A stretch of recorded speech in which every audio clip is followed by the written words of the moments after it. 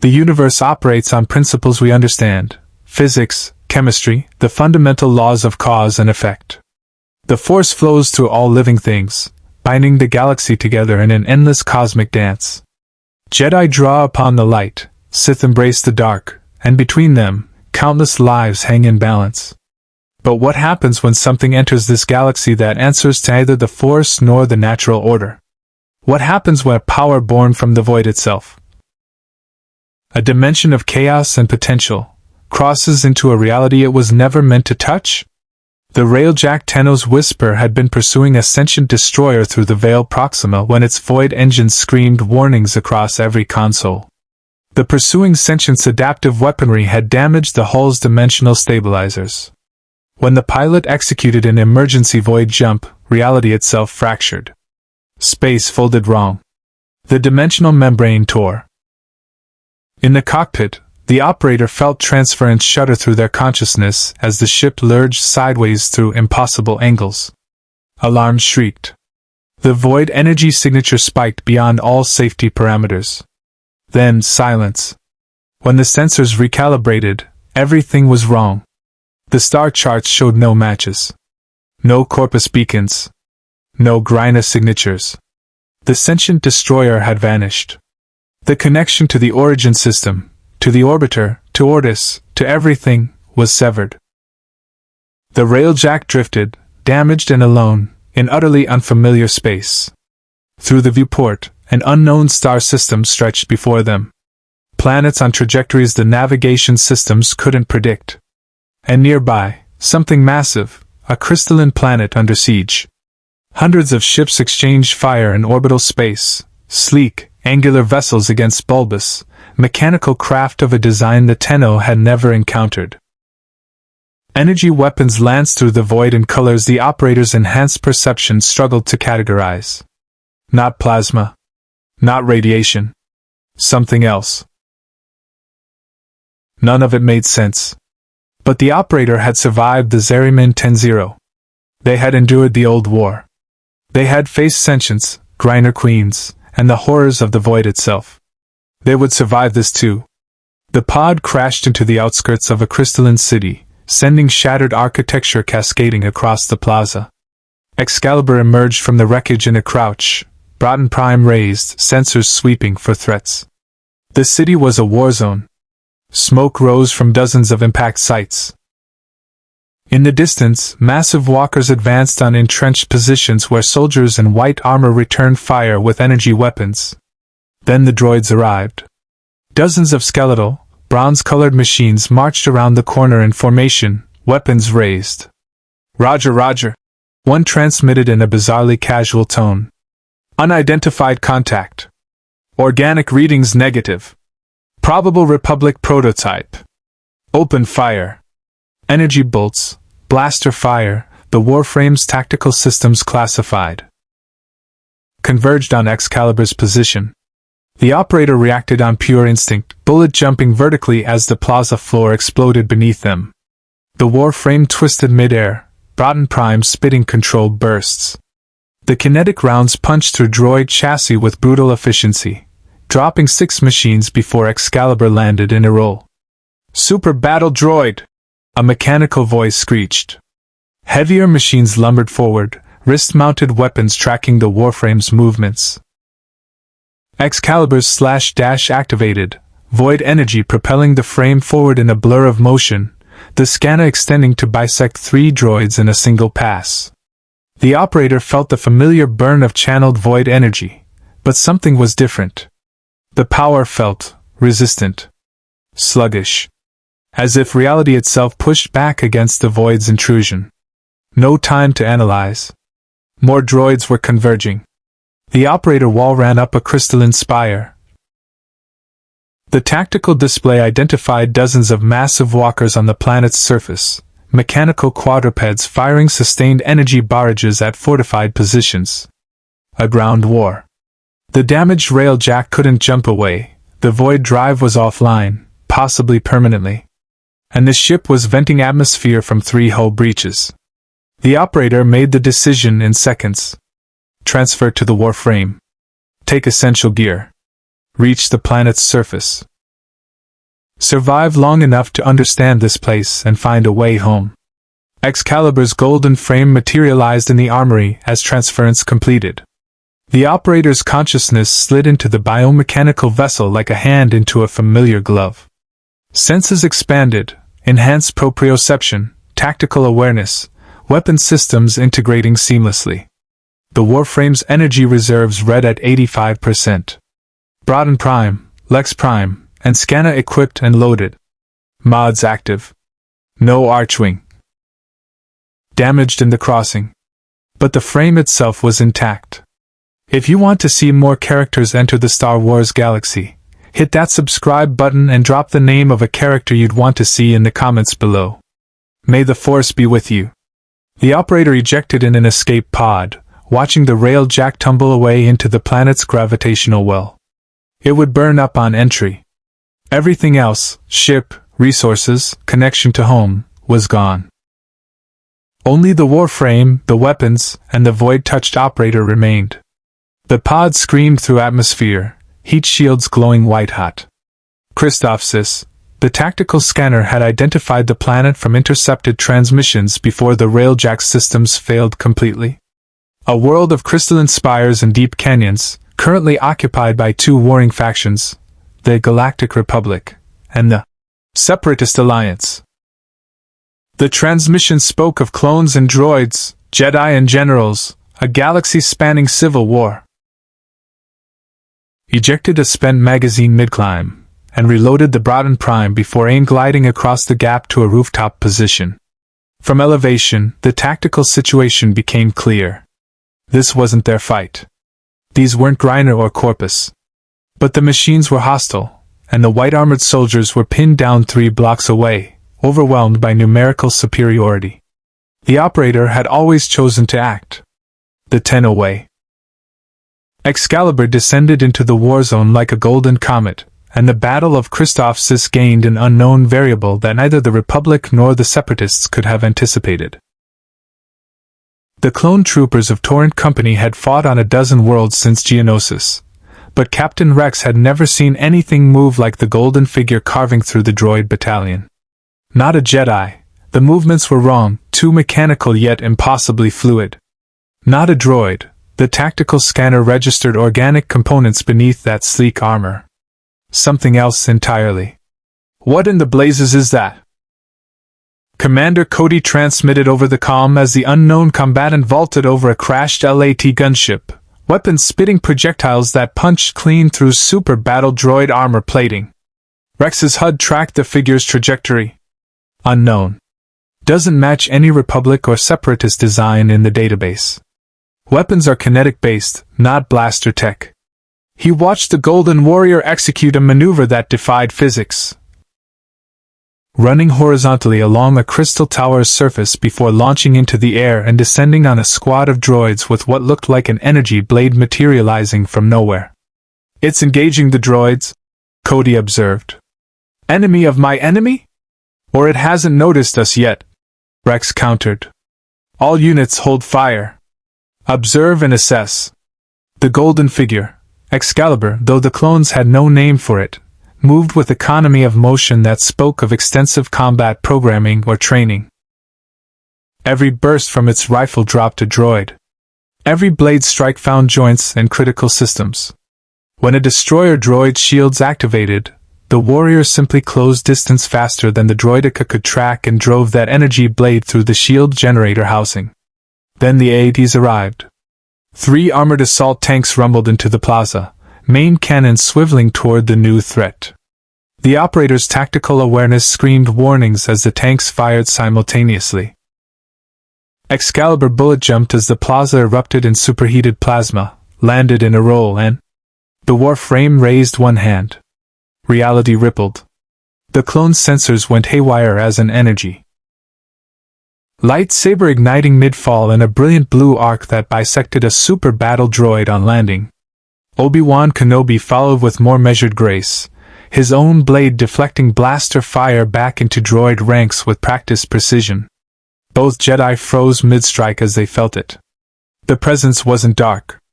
It wasn't light. It existed outside the Force entirely, a void in the fabric of reality where something should be but wasn't. An absence that somehow screamed with power. Every Jedi instinct honed over years of training and connection to the Force identified the golden figure as wrong. "Anakin," Obi-Wan transmitted privately, his voice tight. "Do you sense?" "I sense nothing," Anakin interrupted, and that was the problem. Where the Golden Warrior stood, the Force simply stopped. A blank space in the living tapestry. And that's impossible. The operator felt the shift in attention. Two of the white-armored soldiers, no different. Robed. Armed with energy blades similar to the exalted blade but sustained, not channeled. And they were staring directly at Excalibur with expressions the Warframe's sensors read as alarm. Threat assessment, unknown. The droids were clearly hostile. These robed figures had engaged the droids. Potential allies, but their body language suggested wariness. The operator made a decision. Excalibur straightened from combat stance, Broughton Prime lowering to a neutral carry position. The scanner deactivated, energy blade dissipating. A universal gesture, weapons down. Anakin's hand didn't leave his lightsaber hilt. "Obi-Wan, that thing just tore through an AAT with its bare hands. And I can't sense anything from it. No presence in the Force at all." "I notice," Obi-Wan replied, stepping forward with diplomatic caution. "Which means it's either completely non-sentient, which its tactical behavior contradicts, or it exists somehow outside the Force's influence." He raised his voice, addressing the golden figure directly. "We mean you no harm. Are you capable of communication?" Excalibur's head tilted, a gesture the operator had learned conveyed curiosity in most species. The Warframe possessed no vocal systems. The operator could speak, but revealing their presence seemed premature. Instead, they accessed the Warframe's limited gesture protocols.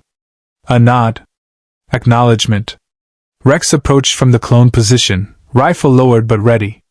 "General Kenobi, sensors can't get a solid read on it. Organic components detected, but the armor's composition doesn't match any known alloy. And those weapons..." He gestured to the Broughton Prime. "Kinetic projectiles. We haven't seen that technology in active military use for centuries." "Fascinating," Obi-Wan murmured, stroking his beard. "A warrior from another era, perhaps? Or another region of the galaxy entirely?" Anakin wasn't convinced. "Or a separatist trick. New droid model designed to infiltrate Republic lines." The remaining AD chose that moment to fire, its cannon tracking Obi-Wan's position. Three things happened simultaneously. Obi-Wan raised his hand in a force push, Anakin ignited his lightsaber to deflect, and Excalibur moved. The Warframe crossed 15 meters in under a second, Lex Prime drawn and firing. The heavy pistol's round punched through the tank's viewport, through the droid gunner's optical processor, and into the fire control system. The AAT's shot went wide, cratering a crystal spire.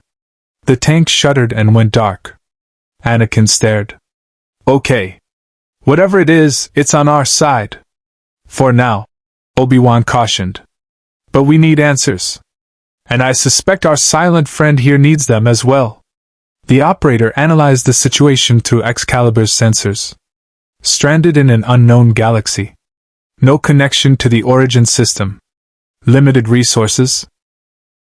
And now in the company of warriors who wielded energy weapons and possessed abilities that defied the Warframe's tactical understanding. Signature unlike anything in their databases manifested around the golden figure. Not a shield. Something that made the air itself seem to twist and fold. The next volley from the AAT struck the distortion and simply stopped. Held suspended in that impossible space for a heartbeat before dissipating harmlessly. "Did you see that?" A clone trooper whispered over the company channel. Rex had seen it. His finger hovered over the trigger, as tactical doctrine warred with survival instinct. Whatever that was, it had just nullified tank fire with what looked like pure energy manipulation. And now it was moving again, sprinting toward the leftmost AAT with clear hostile intent. The operator could feel the strain. The void energy didn't flow right in this universe. It required more focus, more will to manifest. The brief shield projection had cost precious reserves. But the tanks were the priority threat. The Warframes' weapons, while effective against infantry-scale droids, wouldn't penetrate armored vehicle plating, which meant getting creative. Excalibur reached the AAT and leaped onto its hull. The tank's defensive systems tracked the movement too slowly. The Warframe drove the scanner into the seam between turret and chassis, channeling void energy through the blade. The metal shrieked as reality-warping power destabilized molecular bonds. The turret tore free in a shower of sparks, and the Warframe rode it to the ground as the tank slewed sideways, crew compartment breached. The second tank fired. Excalibur was already moving, the shot cratering the disabled AAT's hull.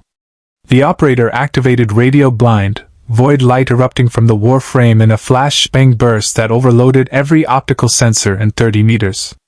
Droids stumbled, targeting systems scrambling. The remaining tank's gunners were blinded. That's when the Jedi arrived.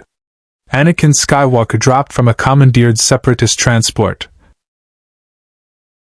The Lotus would have counseled patience, observation, integration. The operator decided to trust that wisdom. Excalibur nodded again, then gestured toward the robed figures, a query. Obi-Wan's expression softened slightly. I am Jedi Master Obi-Wan Kenobi. This is Jedi Knight Anakin Skywalker. We serve the Galactic Republic. He paused. And you are? The Warframe remained silent. But it extended one hand in what might have been a greeting or an offer of alliance. Anakin glanced at Obi-Wan. This is either the start of a beautiful friendship or a terrible mistake. Often both, in my experience, Obi-Wan replied, and cautiously clasped the Golden Warrior's hand. The moment their hands touched, both Jedi flinched. Not from danger, but from the absence. Touching the Warframe was like grasping something that existed in defiance of the universe itself, present, solid, real, yet somehow fundamentally disconnected from the Force's flow. Obi-Wan released the grip, disturbed. Yes. Well, we should debrief at headquarters. Perhaps our new ally can provide some context. The operator knew this was only the beginning. The questions would come. The scrutiny. The inevitable conflict when these people realized just how different the Tenno truly were. But for now, they had an alliance of convenience. And in a galaxy at war, that would have to be enough. The Republic Forward Command Center occupied a fortified crystalline tower on Christophsis's northern plateau, its transparent steel viewports overlooking the separatist-held sectors below. Clone troopers maintained defensive perimeters while holographic tactical displays projected the ongoing battle across 3 districts. Admiral Wolf Yularen stood before the largest display, his weathered face creased with concern as Obi-Wan's report concluded. An unknown combatant, Yularen repeated, his tone carefully neutral.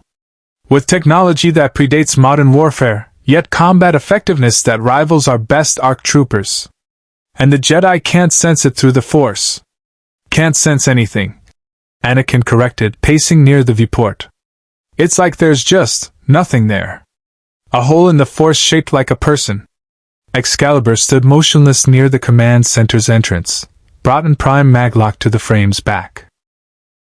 Clone sentries kept respectful distance, weapons lowered but attention fixed on the Golden Warrior. The operator observed through the Warframe's sensors, cataloging everything: the holographic technology, the clone armor specifications, the energy weapons these Jedi carried, the way conversations flowed with implicit hierarchies and protocols. This wasn't the origin system. The factions here operated on entirely different principles. No corpus profit motive. No Griner conquest imperative. Instead, something called a republic, fighting something called separatists. Over, the operator was still parsing the political nuances. Governance structures. Representation. Ideological divisions. Complex. Perhaps more complex than the eternal war back home. General Kenobi. Rex approached, datapad in hand. We've analyzed the projectile weapons. The rounds are solid metal casings with chemical propellant, primitive by our standards, but the manufacturing precision is extraordinary. Each round is perfectly balanced, and the metallurgical composition. Force protocols. The operator adapted, finding pathways through logical structure rather than breaking barriers. And then they were in. The holographic display shifted. Battlefield projections dissolved, replaced by text in the Republic's standard language, letters the operator had been absorbing since monitoring transmissions during atmospheric entry. Communication established. Designation Tenno. Origin unknown sector. Status displaced/seeking return path. Hostile intent negative. Silence filled the command center. Every officer stared at the floating words. It hacked our tactical computer in under 10 seconds, Yularen said quietly. Our encrypted tactical computer. Rex's expression behind his helmet was unreadable, but his voice carried new respect. And it's using our own systems to communicate. Adaptive. Intelligent. Anakin stepped closer to the display. Tenno. Is that what you are, or what you're called? The text shifted. Both. Tenno equals warrior class. This unit equals Excalibur class Warframe. Operator consciousness via transference controls frame. Obi-Wan's eyes narrowed. Operator? You mean this armor is remotely controlled? Not remote. Consciousness transferred into frame. Biological operator exists within. A pilot, Yularen concluded. Inside the armor. That explains the organic readings. Anakin wasn't satisfied. Then why can't we sense you through the Force? Every living thing has a presence. You should register as. The Warframe turned to face Anakin directly. For a long moment, no text appeared. Then, void energy is not equal to your Force. Different dimensional origin. Incompatible resonance.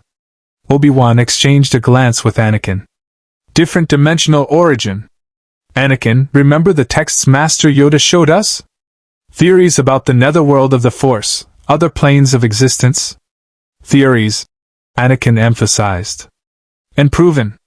And this thing is claiming to come from one? Not claiming. Stating fact. Void equals dimensional space between realities. Tenno power source. Arrival in this galaxy equals accident during void jump. The implication settled over the command center like a heavy cloak. An extra-dimensional warrior, stranded in their galaxy by accident, wielding powers that existed outside the Force itself. The strategic ramifications were staggering. Yularen recovered first, military pragmatism overriding philosophical concerns. If you're displaced, then you're not aligned with the Separatists. Are you willing to cooperate with Republic forces while seeking a way home? A pause. Then, cooperation acceptable. Conditions, autonomy maintained.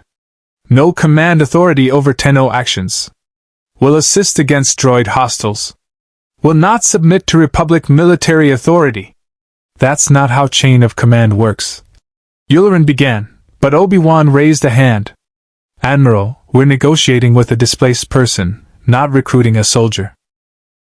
If the Tenno is willing to fight alongside us without formal integration, that's more than we could reasonably expect. He addressed the display. Your terms are acceptable. You fight as an independent ally, not a subordinate. Agreement reached. Rex stepped forward. One question. You tore through 2 companies of battle droids like they were training targets. What exactly are you capable of? The operator considered how to answer. Full capabilities would include the arsenal's hundreds of weapons, dozens of warframes, operator void powers, and railjack support. But here stranded? Limited ammunition, 1 frame, diminishing energy reserves, and no resupply. Current capacity, 80% combat effective. Limitations, finite ammunition. Energy regeneration slower in this universe. No external support systems available. Specialized in close quarters combat. Infiltration. Assassination. Guerrilla warfare. Anakin's expression shifted to something resembling approval. So you're basically a one-person special forces unit. Accurate assessment. Then we can use you, Yularen said decisively. The Separatists have. Suggests alloy refinement processes we don't have. And the rifle itself. He gestured toward the Broughton Prime. It's not primitive. It's optimized for kinetic delivery in ways our weapons aren't designed for. Obi-Wan stroked his beard thoughtfully. Different doesn't mean inferior. Master Yoda often reminds us that the galaxy is vast, and our knowledge limited. Knowledge I'd like to expand. Yularen interjected. Can it communicate? We need to know its intentions, origins, and whether the Separatists might field similar assets. All eyes turned to Excalibur. The operator considered options. The Warframe possessed no vocal systems. Speech required either the operator's physical presence or a communication array the railjack had provided. Neither was currently available. But the frame's gesture protocols were limited, and complex ideas required more nuance than simple nods or head shakes. Then the operator remembered. The Parazon. The hacking tool integrated into every Warframe systems, designed to interface with Corpus technology, Griner security, and Orokin data matrices. If this civilization's technology used holographic displays and digital systems, perhaps. Excalibur approached the tactical display. Several clones shifted nervously, hands drifting toward weapons. Anakin's hand moved to his lightsaber hilt. Easy, Obi-Wan cautioned. Let's see what it intends. The Warframe extended its right arm. The Parazon unfolded from the gauntlet, a sleek, blade-like device crackling with data interface energy. Before anyone could react, Excalibur drove it into the holographic display's control console. Wait! Yularen started. The display flickered. Code cascaded across the projection as the Parazon interfaced with systems it had never been designed to access. The operator's consciousness flowed through the connection, navigating utterly alien architecture. Republic encryption was sophisticated but different. No Corpus algorithmic layers, no Griner brute. Arrival in this galaxy equals accident during void jump. The implication settled over the command center like a heavy cloak. An extra-dimensional warrior, stranded in their galaxy by accident, wielding powers that existed outside the Force itself. The strategic ramifications were staggering. Yularen recovered first, military pragmatism overriding philosophical concerns. If you're displaced, then you're not aligned with the Separatists. Are you willing to cooperate with Republic forces while seeking a way home? A pause. Then, cooperation acceptable. Conditions, autonomy maintained. No command authority over Tenno actions. Will assist against droid hostiles. Will not submit to Republic military authority. That's not how chain of command works. Yularen began, but Obi-Wan raised a hand. Admiral, we're negotiating with a displaced person, not recruiting a soldier. If the Tenno is willing to fight alongside us without formal integration, that's more than we could reasonably expect. He addressed the display. Your terms are acceptable. You fight as an independent ally, not a subordinate. Agreement reached. Rex stepped forward. One question. You tore through 2 companies of battle droids like they were training targets. What exactly are you capable of? The operator considered how to answer. Full capabilities would include the arsenal's hundreds of weapons, dozens of Warframes, operator void powers, and railjack support. But here stranded? Limited ammunition, 1 frame, diminishing energy reserves, and no resupply. Current capacity, 80% combat effective. Limitations, finite ammunition. Energy regeneration slower in this universe. No external support systems available. Specialized in close-quarters combat. Infiltration. Assassination. Guerrilla warfare. Anakin's expression shifted to something resembling approval. So you're basically a one-person special forces unit. Accurate assessment. Then we can use you, Yularen said decisively. The Separatists have. Assistance acceptable. Condition: follow Tenno combat lead. Your abilities unknown. Coordination required. Anakin grinned. I can work with that. Let's go tear down a shield generator. Obi-Wan watched them depart, the golden Warframe and the headstrong Jedi Knight, with profound unease. He turned to Yularen. Admiral, I have a bad feeling about this. You always do, General, Yularen replied. But if they succeed, we can end this battle and save thousands of lives. Sometimes unease is the price of victory.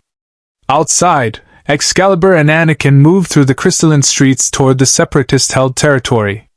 The Jedi studied his unlikely companion with fascination and lingering suspicion. So, Anakin said casually, this void energy of yours.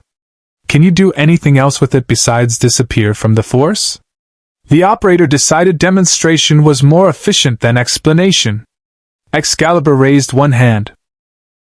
Void energy coalesced, reality bending around the Warframe's palm until a sphere of impossible darkness materialized, light itself seeming to curve away from it.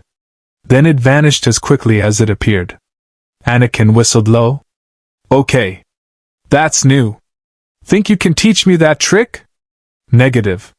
Void compatibility requires specific exposure. Fatal to unprepared organisms. Figures, Anakin muttered. The cool powers always have a catch. They reached the district boundary.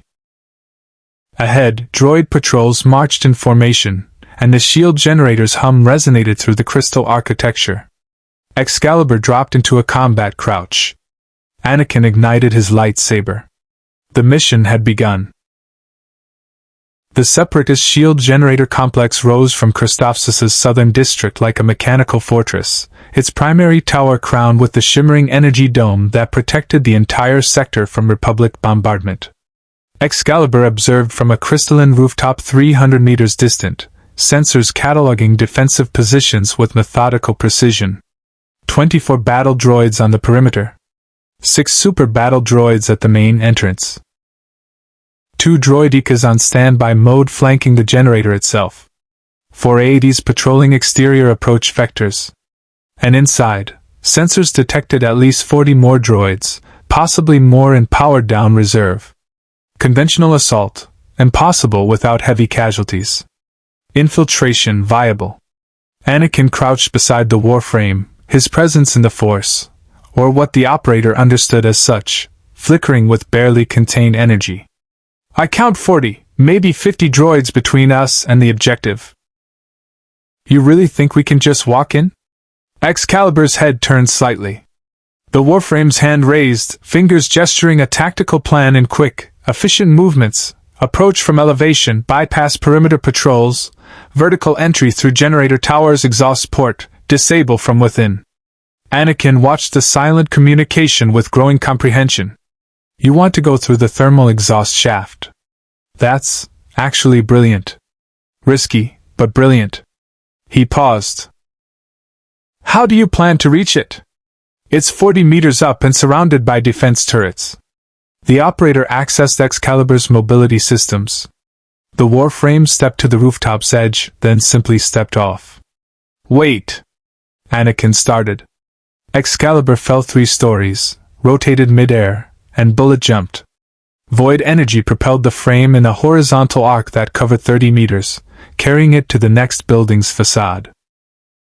The Warframe's boots contacted the vertical crystal surface and held, momentum converted to wall-running velocity.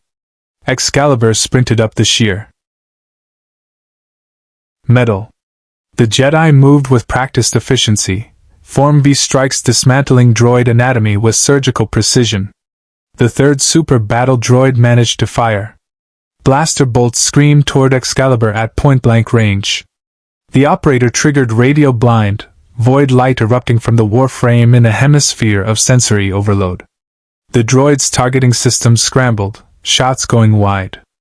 Excalibur closed the distance in 2 strides and drove the scanner through its central processor core. Silence. 3 disabled droids in under 8 seconds. Anakin deactivated his lightsaber, impressed. Not bad. You fight like Jedi, but... Different, the operator would have said, if they could speak.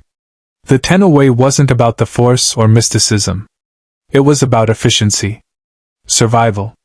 The cold mathematics of combat refined over countless missions. Excalibur gestured, continue. They reached the generator tower's base.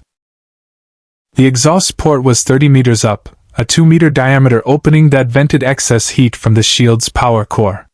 No defensive turrets covered it. Oversight or overconfidence, the operator couldn't determine. Irrelevant. It was their entry point. Anakin eyed the vertical climb. I can force jump about 15 meters. After that I'll need handholds.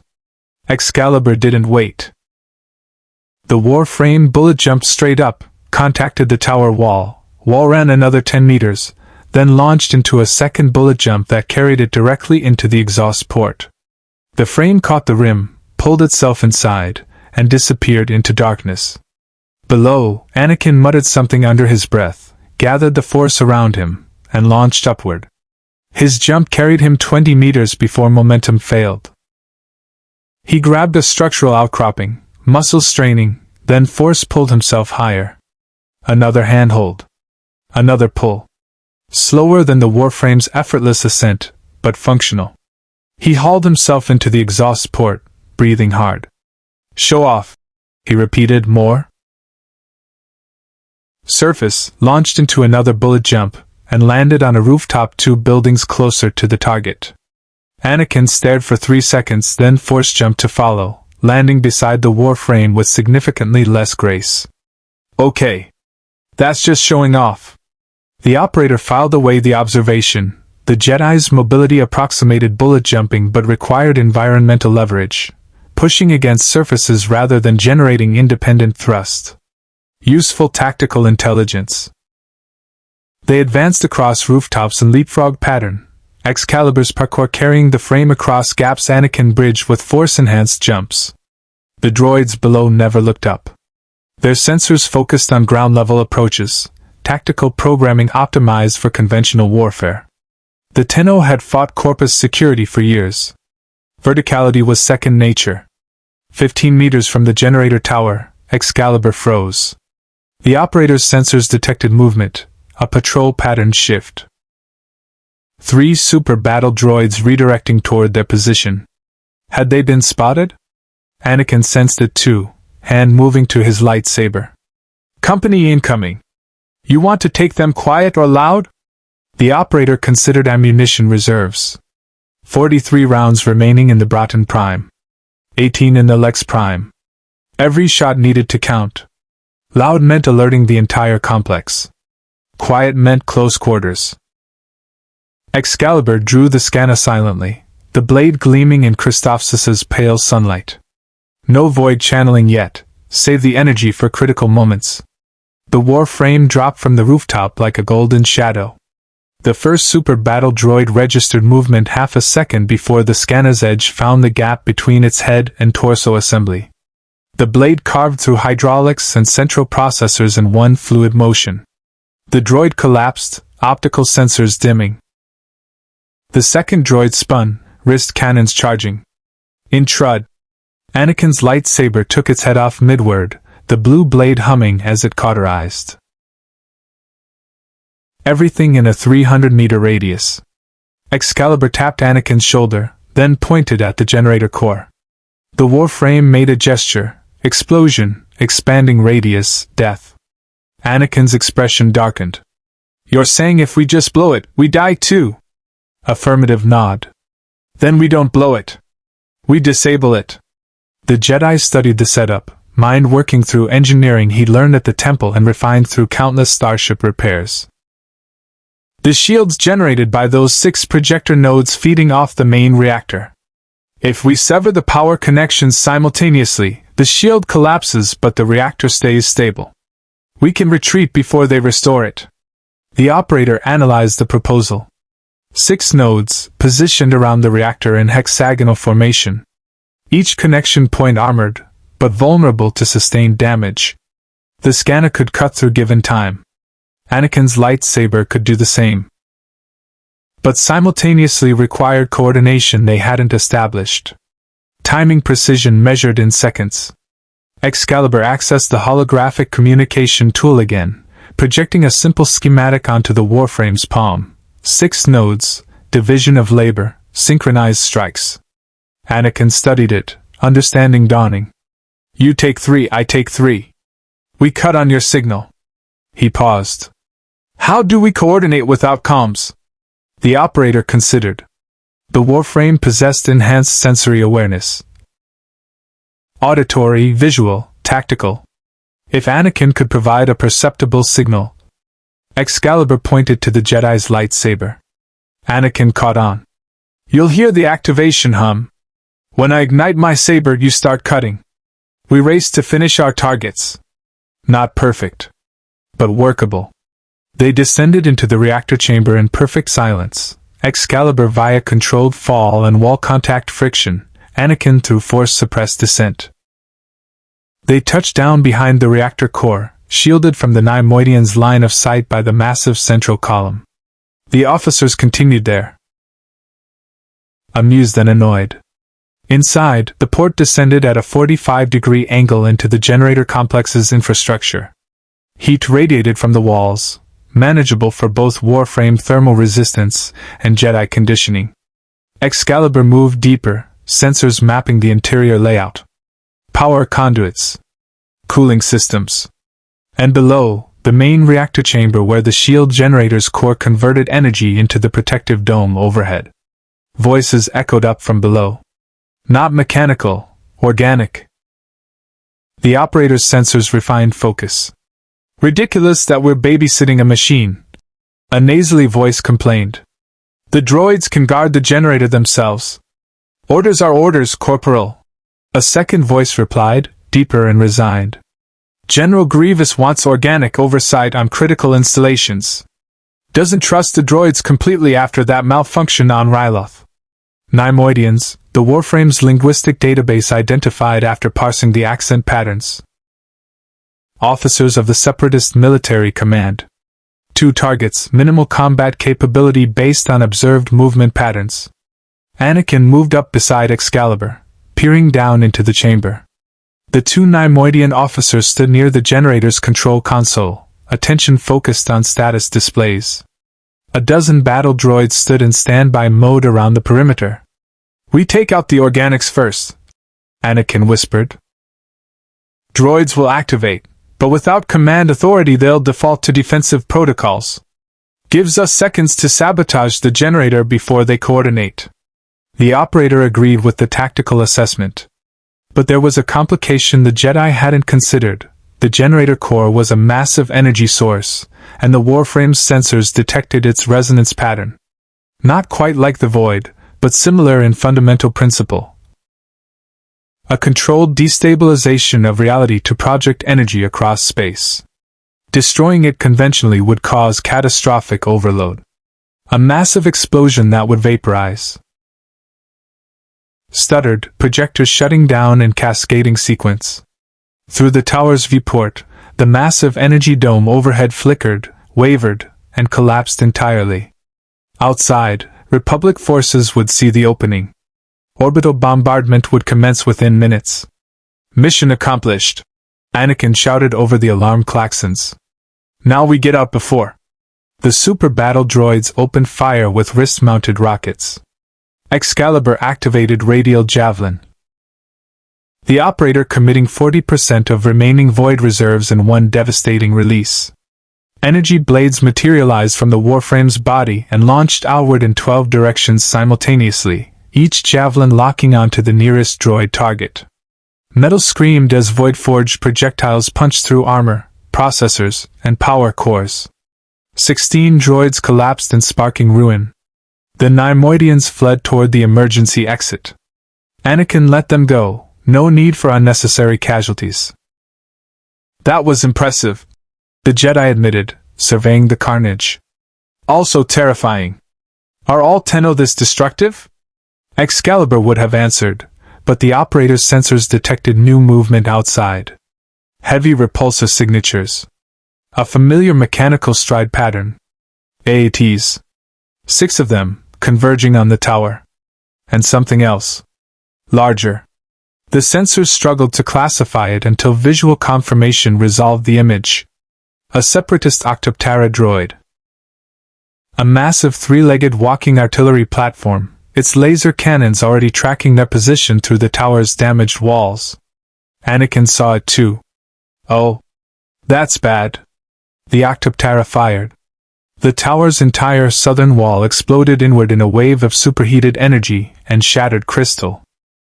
The explosion threw Excalibur across the reactor chamber, the Warframe's shields absorbing the thermal shock as debris cascaded in all directions.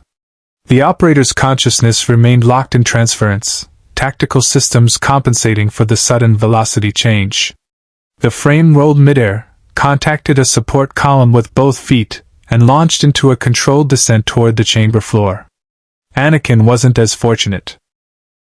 The blast caught him without warning, the force providing only partial protection as the shockwave hurled him into a control console. He impacted hard, armor cracking, breath exploding from his lungs.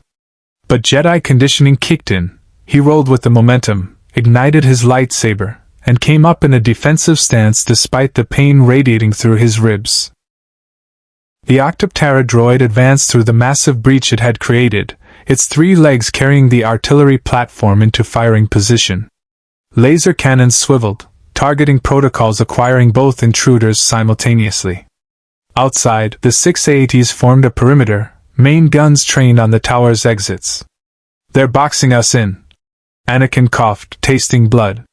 "Any brilliant Tenno tactics for fighting a walking tank battalion?" The operator assessed the tactical situation with cold efficiency. Excalibur's current loadout: 27 rounds in the Broughton Prime, 18 in the Lex Prime, Scanna at full functionality. Void energy reserves, 30% after the radial javelin expenditure.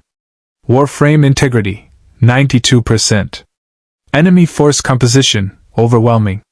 Standard engagement doctrine, inadvisable. The Octoptera fired again. Excalibur bullet jumped vertically as the laser carved through the space the frame had occupied milliseconds prior. The reactor core took the hit, shielding rupturing, containment protocols screaming warnings. Secondary explosions rippled through power conduits. Anakin force-pushed a section of fallen debris into the Octoptera's sensor cluster. Excalibur's Scanna took its head off in passing, the Warframe having closed the distance in 3 silent strides.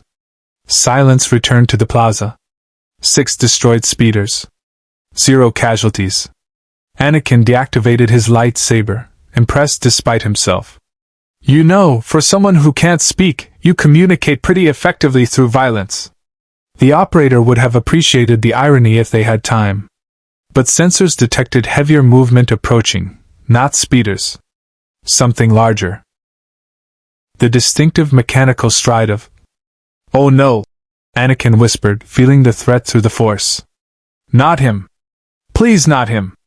General Grievous emerged from the smoke-filled avenue, 4 lightsabers ignited, trophies from fallen Jedi, glowing blue and green in his mechanical hands.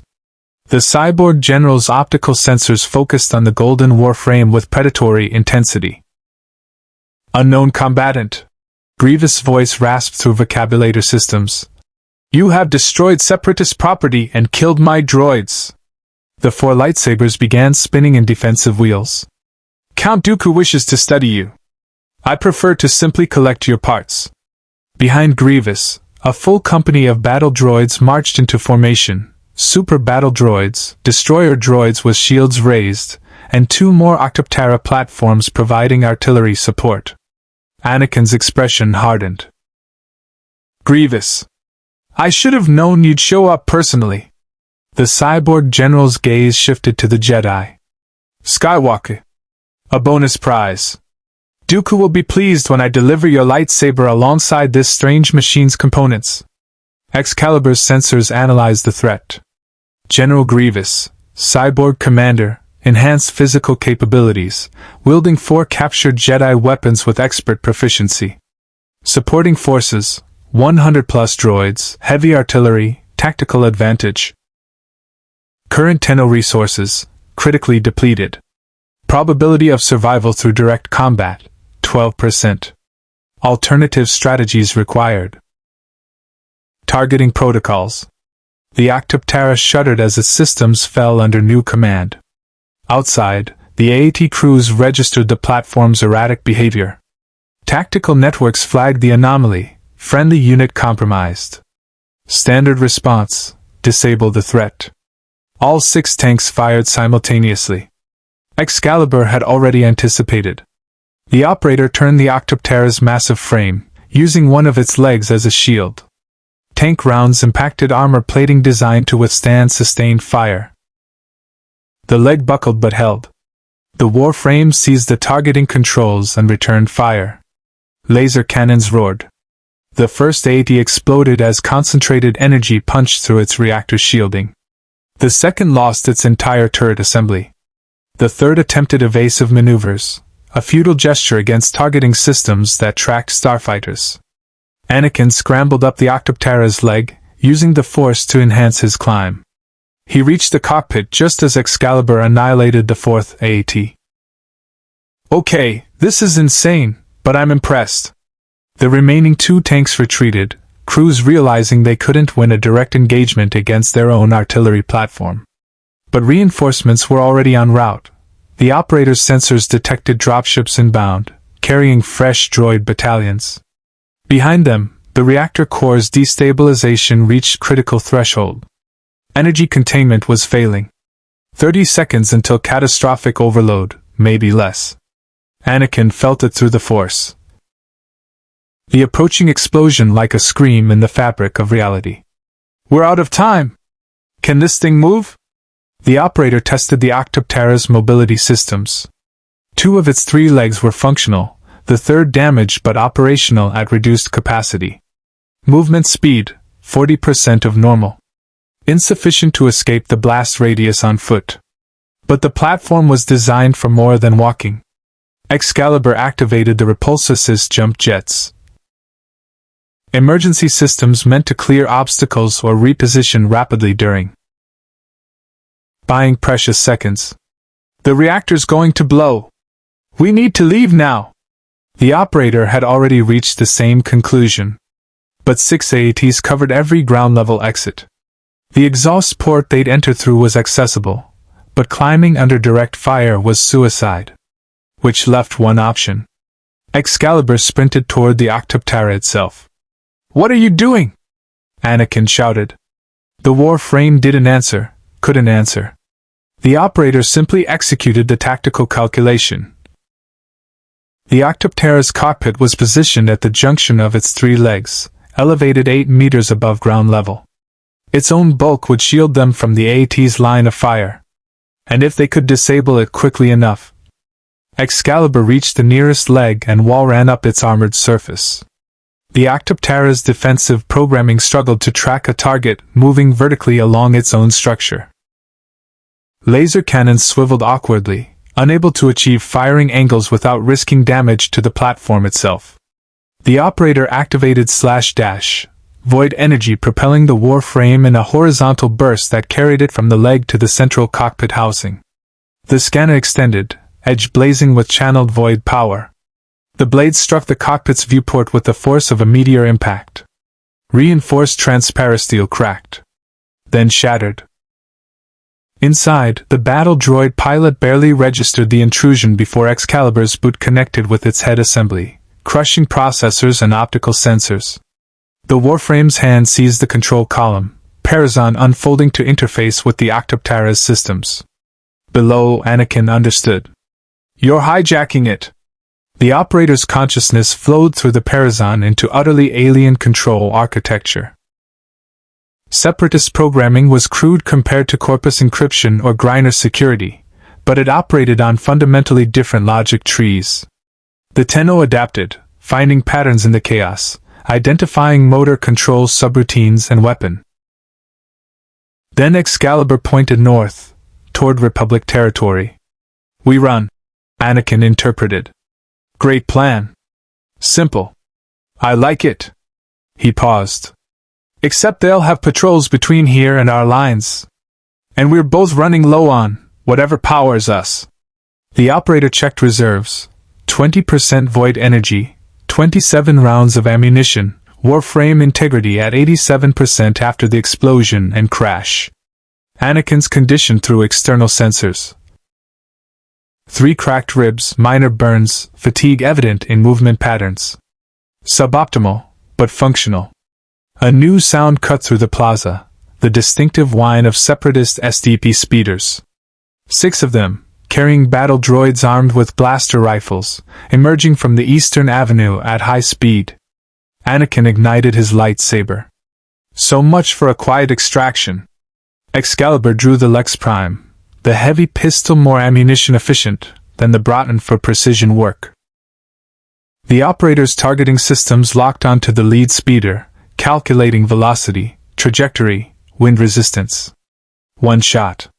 The round punched through the battle droid pilot's central processor. The SDP veered wildly, crashed into a crystal outcropping, and exploded. 2 shots. 3 shots. 2 more speeders disabled, their pilots destroyed mid-flight. The remaining 3 staffs split formation, attempting to flank from multiple angles. Anakin deflected blaster fire with his lightsaber, the blue blade weaving a defensive pattern. But the droids were coordinating, using suppressive fire to limit movement options. Excalibur holstered the Lex Prime, 9 rounds remaining, too valuable to waste, and activated radio blind. Void light erupted across the plaza, overloading droid optical sensors and the staff's targeting computers. The speeders careened blindly. Anakin seized the opportunity, force-pushing 2 speeders into each other. They collided mid-air in a tangle of metal and sparks. The final staff's pilot recovered from sensor blindness, brought weapons to bear. Combat. The Octoptera lurched upward with surprising agility, legs folding, jets screaming as the massive machine launched itself through the breach in the tower wall. They cleared the structure by 12 meters when the reactor exploded. The blast wave caught them midair, a wall of superheated energy and expanding debris that sent the Octoptera tumbling end over end. Anakin clung to the cockpit frame with the force, every ounce of concentration preventing himself from being thrown clear. Excalibur's mag boots locked to the deck plating, the Warframe riding the chaos with mechanical stability. The platform crashed into a crystalline plaza 300 meters from the tower, skidding across the ground in a shower of sparks and shattered architecture. Impact klaxons wailed. Structural warnings flooded the cockpit displays. But they were alive. Anakin released his force grip and collapsed against the cockpit wall, breathing hard. "Next time, maybe warn me before you turn us into a ballistic missile." Excalibur disengaged from the controls, Parazon retracting. The Warframe moved to the cockpit edge and surveyed their position. They'd landed in the no-man's land between Republic and Separatist lines, a district of abandoned buildings and debris where either side maintained permanent presence. The shield generator was destroyed. Mission accomplished. But now they were stranded in hostile territory, mounted on a disabled enemy platform that was broadcasting distress signals to every Separatist unit within range. The operator analyzed extraction options. Republic lines were 2 kilometers north. Separatist reinforcements were converging from the south and east. The Octoptera was immobile, too damaged to walk, and the jump jets were fried. Anakin climbed out of the cockpit, landed on the plaza below, and looked up at Excalibur. "Please tell me you have a plan." The Warframe dropped beside him, landing in a crouch that absorbed the 8-meter fall without difficulty. Anakin felt the Warframe's tension shift, a subtle change in stance that suggested tactical recalculation. "You're thinking retreat," he murmured. "Smart. We can't win this." Grievous laughed, a mechanical grinding sound. "Retreat? Where? You're surrounded. My droids have cut off every avenue north. Artillery has targeting solutions on your position. There is nowhere to run, Jedi. And your metal friend is about to learn why organics fear the general who has killed 200 Jedi." The Octoptera platforms charged their weapons. Destroyer droids advanced with shields shimmering. Battle droids raised rifles in perfect synchronization. Excalibur's hand moved to the Broughton Prime's grip. 27 rounds. Void energy at 20%. one damaged Jedi ally. Against a legendary Separatist commander and an entire droid company. The operator had faced worse odds. On Lua. On the Zeriman. In the heart of Griner asteroid fortresses and Corpus gas cities. The Tenno had always survived. The question wasn't whether they would escape. It was how much chaos they'd leave in their wake. Grievous advanced with mechanical precision, for lightsabers spinning in defensive patterns that generated a humming barrier of energy. Behind him, the droid army held formation, disciplined, patient, awaiting their commander's signal to open fire. The cyborg general's optical sensors tracked Excalibur with predatory focus, analyzing movement patterns, cataloging weapon systems, searching for weaknesses. Curious design, Grievous rasped, circling left while his droids mirrored the movement to maintain encirclement. Not separatist. Not republic. Your armor bears no factional markings, your weapons are primitive kinetics, yet you move with efficiency that suggests advanced combat programming. He paused. Are you droid or organic? Excalibur remained motionless, the Warframe's golden surface reflecting the lightsaber's glow. The operator calculated trajectories, analyzed firing solutions, mapped escape routes through the droid formations. Every avenue terminated in overwhelming force concentrations. Standard extraction, impossible. Which meant going non-standard. Anakin shifted beside the Warframe, lightsaber raised in defensive Sorisa stance. Grievous, you don't know what you're dealing with. That's not a droid. It's something else. Something dangerous. Everything is dangerous to those who fear it, Skywalker. Grievous countered. I fear nothing. He raised one lightsaber, pointing it directly at Excalibur. Final chance. Surrender and submit to Separatist custody for study. Refuse, and I will dismantle you piece by piece. The operator's response was simple and direct. Excalibur raised the Broughton Prime and fired a 3-round burst directly at Grievous' faceplate. The cyborg general's reflexes were inhuman, literally. All 4 lightsabers moved in synchronized intercept arcs, batting aside 2 rounds with contemptuous ease. The third grazed his armored shoulder plating, leaving a scorched furrow but no critical damage. Grievous' optical sensors flared brighter. The droids immediately ceased fire and began withdrawing in disciplined formations, laying down covering fire as they retreated. Grievous backed away, optical sensors never leaving Excalibur, his mechanical voice carrying a new tone, not fear, but respect. You have earned my attention, unknown warrior, Grievous stated. Count Dooku will hear of this. And when we meet again, I will come prepared to face whatever abomination you truly are. The cyborg general turned and sprinted toward the retreating dropships with inhuman speed, damaged arm already sealing emergency bulkheads to prevent further fluid loss. Within 90 seconds the plaza was empty. No droids. No Grievous. Only scattered wreckage and the smoldering remains of destroyed war machines. Anakin deactivated his lightsaber and approached Excalibur cautiously. The void blade still burned in the Warframe's grip, reality itself seeming to bend away from its edge. That sword, Anakin said quietly. It's not just a weapon. It's wrong. Like it shouldn't exist. He paused. Can you put it away? The operator released the channeling. The exalted blade dissipated, void energy retracting into Excalibur's core. Void reserves 3%. Critically depleted. The frame's movements became marginally less fluid, efficiency dropping as power diminished. Anakin noticed. You're running on empty, aren't you? That last attack took everything you had left. Affirmative nod. The Warframe was functional but compromised. Extended combat was no longer viable without rest and energy regeneration. Then let's get back to Republic lines before something else decides we look like easy targets, Anakin suggested. He glanced at the destruction surrounding them. 2 destroyed Octoptera platforms, 50+ disabled droids, and scorch marks from a battle that had lasted less than 6 minutes. Although after what you just did to Grievous, I don't think easy target is a phrase anyone will use to describe you again. Found what they needed, Grievous command network connection. Every droid in the plaza was slave to his tactical coordination systems, receiving targeting data and battlefield commands through encrypted channels. The operator couldn't fully control Grievous, his systems were too sophisticated, too hardened. But they could introduce chaos.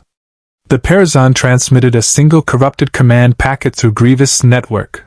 All units friendly fire protocols disabled, targets redesignated. For 3 seconds, the droid army's targeting parameters scrambled.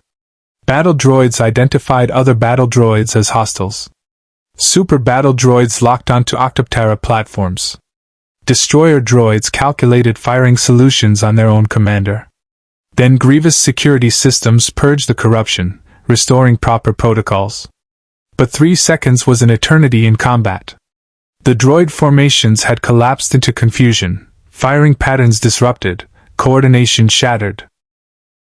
12 droids destroyed by their own allies. The remaining Octoptera platform damaged by friendly fire, listing on damaged legs. Grievous ripped himself away from Excalibur, fury radiating from every mechanical movement.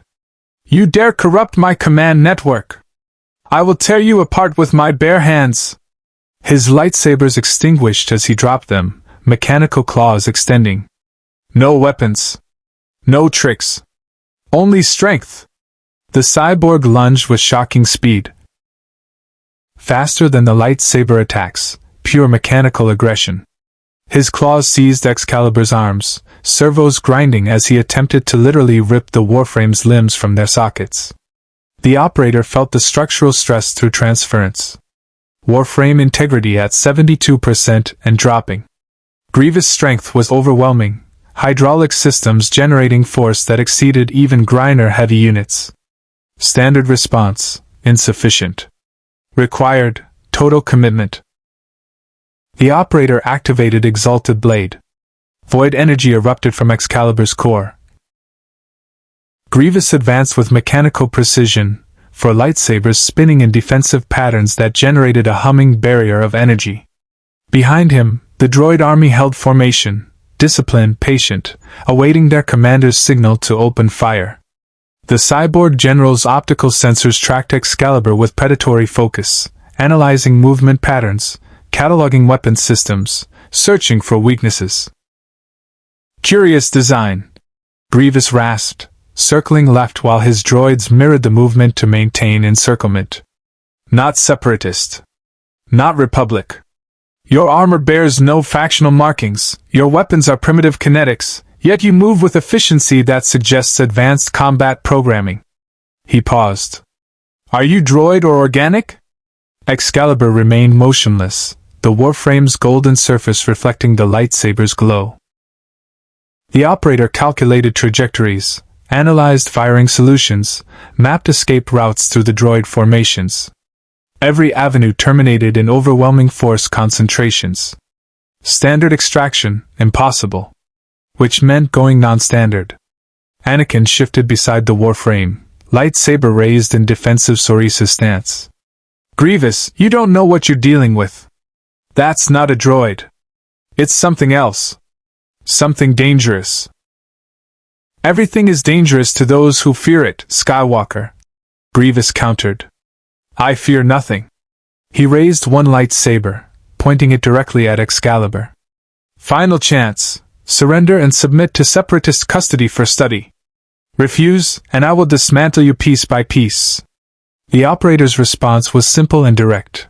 Excalibur raised the Broughton Prime and fired a 3-round burst directly at Grievous' faceplate. The cyborg general's reflexes were inhuman, literally. All 4 lightsabers moved in synchronized intercept arcs, batting aside 2 rounds with contemptuous ease. The third grazed his armored shoulder plating, leaving a scorched furrow but no critical damage. Grievous' optical sensors flared brighter, flooding through every system, every fiber, every molecule of the biomechanical frame. The Warframe's right hand blazed with dimensional power as a sword of pure void energy materialized, not solid metal but concentrated reality warping force given cutting edge. Grievous registered the energy spike half a second before the exalted blade carved through his left arm.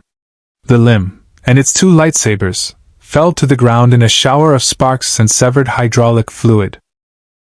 The cyborg general screamed, more rage than pain, staggering backward as his systems compensated for the sudden loss. "What are you?"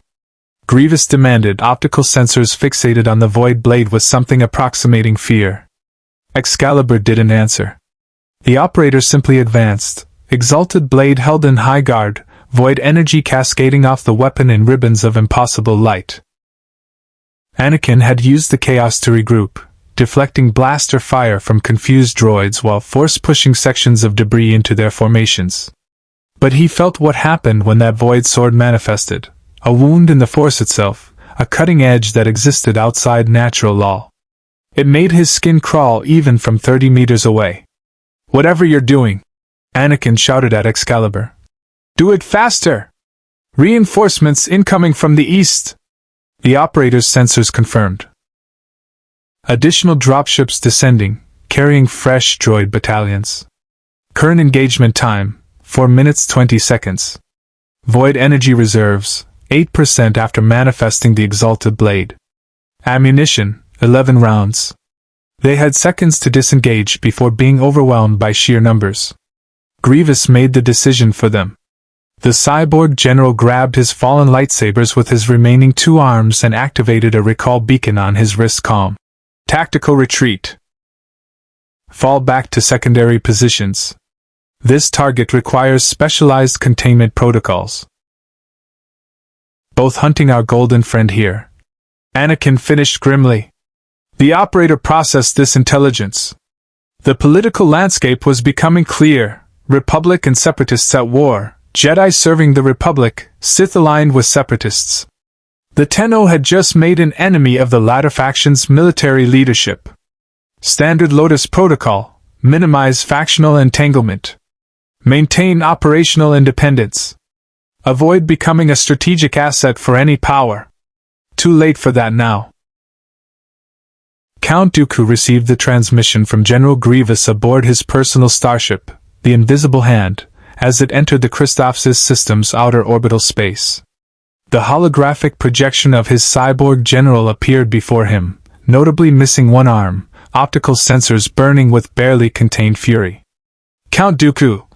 Grievous rasped, mechanical voice tight with humiliation. "I must report an unexpected development on Christophsis." Dooku's expression remained composed, though his eyes narrowed fractionally. "I am aware the shield generator was destroyed ahead of schedule, General. I trust you have an explanation for this tactical failure?" "Not a failure, an encounter," Grievous corrected. "An unknown combatant engaged Republic forces in the Southern District. Golden armor. Advanced mobility capabilities. Weapons utilizing kinetic projectiles rather than blaster technology. And..."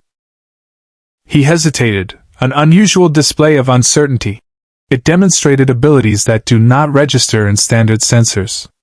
It hacked my command network, corrupted my droid coordination protocols, and severed my arm with an energy blade that appeared from nowhere. Dooku's composure cracked slightly, genuine interest flickering across his aristocratic features. "An energy blade? You mean a lightsaber?" "No." Grievous' tone was absolute. "Not a lightsaber. Something else." The energy signature was wrong. Unstable. Like reality itself was being cut rather than matter. His remaining claws clenched. "I have fought 200 Jedi, Count Dooku. I know their weapons. This was not one of them." The Sith Lord stroked his beard thoughtfully, mind already calculating possibilities. "And this warrior fought alongside Republic forces?" "Alongside Skywalker, specifically," Grievous confirmed. Though their coordination suggested recent alliance rather than established partnership. The unknown combatant showed no deference to Jedi authority. Dooku's interest intensified. "An independent." Casualties during the diversionary assault. Yularen reported. Another 42 wounded. However, with the shield down, we've pushed separatist forces back 4 districts. Strategic advantage, substantial. At what cost? Obi-Wan murmured, studying the casualty figures with familiar grief. Every number represented a life, clone troopers who deserved better than being statistics in an endless war. The Tenno's contribution was decisive, Yularen admitted, glancing toward Excalibur. The Warframe stood motionless near the command center's peripheral zone, having remained there for 3 hours while Republic medical staff treated Anakin's injuries. Without that infiltration mission, we'd have needed a full-scale assault. Casualties would have been triple this number. Obi-Wan appreciated the tactical truth but couldn't shake his unease. The Warframe, Excalibur, according to its self-identification, represented too many unknowns. Powers that existed outside the Force. Technology that predated Republic understanding. And most concerning, complete independence from institutional authority. The Jedi Order had spent millennia as guardians of peace and justice, working within established systems, respecting the rule of law. This Tenno acknowledged no such constraints. It fought because it chose to, obeyed no chain of command, answered to no government or philosophy that Obi-Wan could identify. Dangerous freedom in a galaxy that desperately needed order. Master Kenobi. Rex approached, removing his helmet. The Tenno's energy readings have stabilized. Whatever powered it down after the fight with Grievous seems to be recovering. Slowly, but recovering. Good, Obi-Wan replied, though he wasn't entirely certain that was accurate. A fully powered Tenno was a formidable asset, or a formidable problem. Has it communicated further? Negative, sir, Rex said. It's been standing in that exact position for 3 hours. No movement. No external signs of consciousness. Warrior, powerful enough to challenge Grievous, wielding abilities outside the Force's traditional manifestations, and not fully aligned with the Republic. Such a being represented either tremendous opportunity or catastrophic threat. Potentially both. Send me all sensor data from the engagement, Dooku commanded. Visual recordings, energy signatures, tactical analyses. Everything. Already transmitted, my lord, Grievous replied. What are your orders? Shall I assemble a specialized strike force to capture this combatant?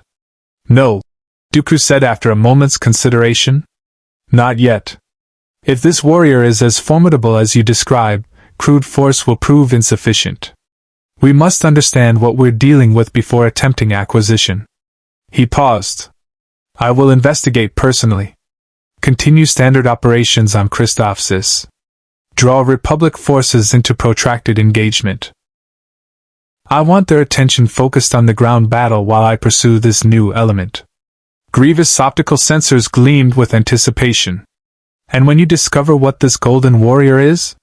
Then we will decide whether it becomes an asset or is eliminated as a threat to our designs. Dooku replied coolly. The separatist cause has no room for uncontrolled variables. The transmission ended. Dooku turned to the viewport, watching Christophsis's crystalline surface rotating below. Somewhere on that world, something existed that his master, Darth Sidious, would want to know about. A power outside the Force. A warrior without allegiance. The Sith dealt in absolutes, but they also dealt in opportunity. And this was an opportunity Dooku intended to exploit. In the Republic Command Center, Obi-Wan Kenobi faced a different set of complications. Admiral Yularen stood beside a holographic display showing casualty reports and territorial gains. The shield generator's destruction had allowed orbital bombardment to break separatist defensive lines, but the cost had been significant. 73 clone. Dooku will try to provoke you. Don't give him the satisfaction. I know, Master, Anakin replied, though his hand rested on his lightsaber hilt with white-knuckled intensity. 57 minutes later, Excalibur and Anakin approached the crystalline amphitheater, an ancient structure predating the current conflict, its translucent walls refracting Christophsis's sunlight into rainbow patterns. Count Dooku stood at the amphitheater's center, alone, lightsaber hilt visible at his belt but not drawn. His posture radiated confidence and aristocratic authority. Beside him, a holographic projector displayed complex mathematical equations and dimensional theory notation the operator's systems struggled to parse. "Welcome, Tenno," Dooku greeted, his gaze fixed on Excalibur with intense curiosity. "At last, I meet the warrior who challenged General Grievous and survived." "You are even more intriguing in person than sensor data suggested." Excalibur stood at tactical distance, 15 meters, sufficient to react to threats but close enough to communicate. The Warframe remained motionless, a golden statue radiating silent menace. Dooku smiled. "No words? Then permit me to speak first. I have studied the energy readings from your encounter with Grievous. Your void energy, as you call it, demonstrates properties consistent with theoretical dimensional membrane breaching.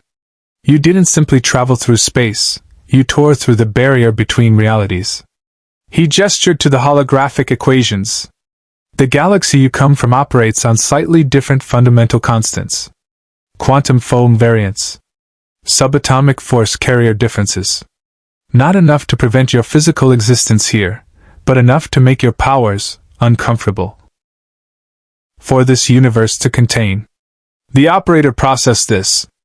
It aligned with observed phenomena. Void energy felt resistant, sluggish, as if reality itself pushed back against its manifestation. Dooku continued. "The question becomes, how do you reverse such a breach? How does one return to a universe whose dimensional coordinates you cannot calculate from within a different reality matrix?" He paused, studying Excalibur's reaction, or lack thereof. "The answer, I believe, requires two components.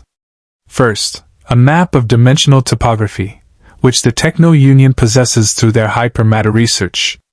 Second, sufficient energy to force open a control breach, which—" Dooku's smile widened. "You possess in abundance through your void abilities.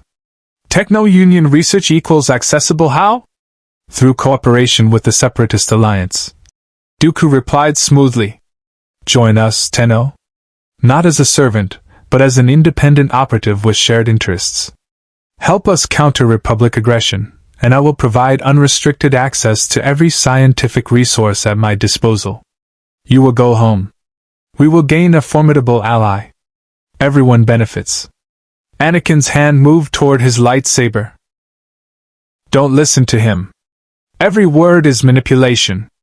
Dooku serves Darth Sidious, a Sith Lord who wants nothing less than total galactic domination. You'd be helping install a dictatorship." "Such dramatic language, young Skywalker," Dooku chided. "The Republic is corrupt, inefficient, strangled by bureaucracy. The separatist movement seeks only to free systems from centralized tyranny. Surely a warrior who values independence can appreciate that philosophy?" Query, "If Tenno refuses cooperation?" Dooku's expression shifted subtly, still pleasant, but with edges of steel beneath. "Then you make the return journey far more difficult than necessary. The Techno-Union's data is proprietary. Accessing it without authorization would be challenging. And the Separatist Alliance would be forced to treat you as a Republic asset rather than an independent party." A threat delivered with aristocratic politeness. Response: Tenno remains independent. Will not join Separatist Alliance. Will not join Republic. Will acquire necessary information through alternative means. Dooku's pleasant facade cracked slightly, annoyance flickering across his features. "You truly believe you can simply take what you need? The Techno-Union's facilities are among the most heavily defended installations in the galaxy. Even for a warrior of your capabilities, infiltration would be suicide." Tenno specialize in infiltration. "Against droids and conventional security, perhaps," Dooku countered. "But the Techno-Union employs Sith alchemy-enhanced defenses. Force-sensitive guards. Traps specifically designed to counter abilities that exist outside normal physical parameters." His eyes gleamed. "They were built to stop Jedi. They will stop you as well." Anakin stepped forward, lightsaber hand twitching. "Enough games, Dooku. You didn't come here to help. You came to recruit or eliminate a potential threat. So which is it? Dooku turned his attention to Anakin with predatory focus. Still so impetuous, young Skywalker. Still so certain of your righteousness. He paused. Tell me, has your new ally shared the full nature of its powers? The void energy that severed Grievous' arm, did you sense what it truly was? Anakin hesitated. I sensed nothing. It doesn't exist in the Force. Precisely, Dooku said quietly. It exists in defiance of the Force. A power born from dimensional chaos, from the space between realities where natural law breaks down. The Jedi believe the Force binds the galaxy together. The Tenno's power seeks to tear those bindings apart. Inaccurate characterization, Excalibur's text flared. Void energy equals tool. Not ideology. Not destructive intent. Perhaps, Dooku conceded. But intent matters less than capability. And your capability terrifies the natural order. He addressed Anakin again. The Jedi Council will eventually reach the same conclusion I have. The Tenno represents a fundamental threat to the Force's balance. They will attempt to contain it. Imprison it. Perhaps even destroy it to preserve cosmic. Unusual new ally. I propose a meeting under truce conditions. Neutral ground. No hostilities. Simply dialogue between reasonable beings seeking to understand an unprecedented situation. Obi-Wan and Anakin exchanged loaded glances. Dooku requesting peaceful negotiation was like a Vornskra offering to guard your livestock. Technically possible, but almost certainly a prelude to betrayal. Yet refusing would signal weakness. And Dooku clearly already knew about the Tenno. Denying him information wouldn't make the threat disappear. What are you proposing, Count? Obi-Wan replied carefully. A simple exchange. Dooku's voice continued. I will share what limited knowledge the Separatist databases contain regarding dimensional phenomena and anomalous energy signatures. You permit me to examine this Tenno warrior in person. Supervised, of course. No weapons. No hostilities.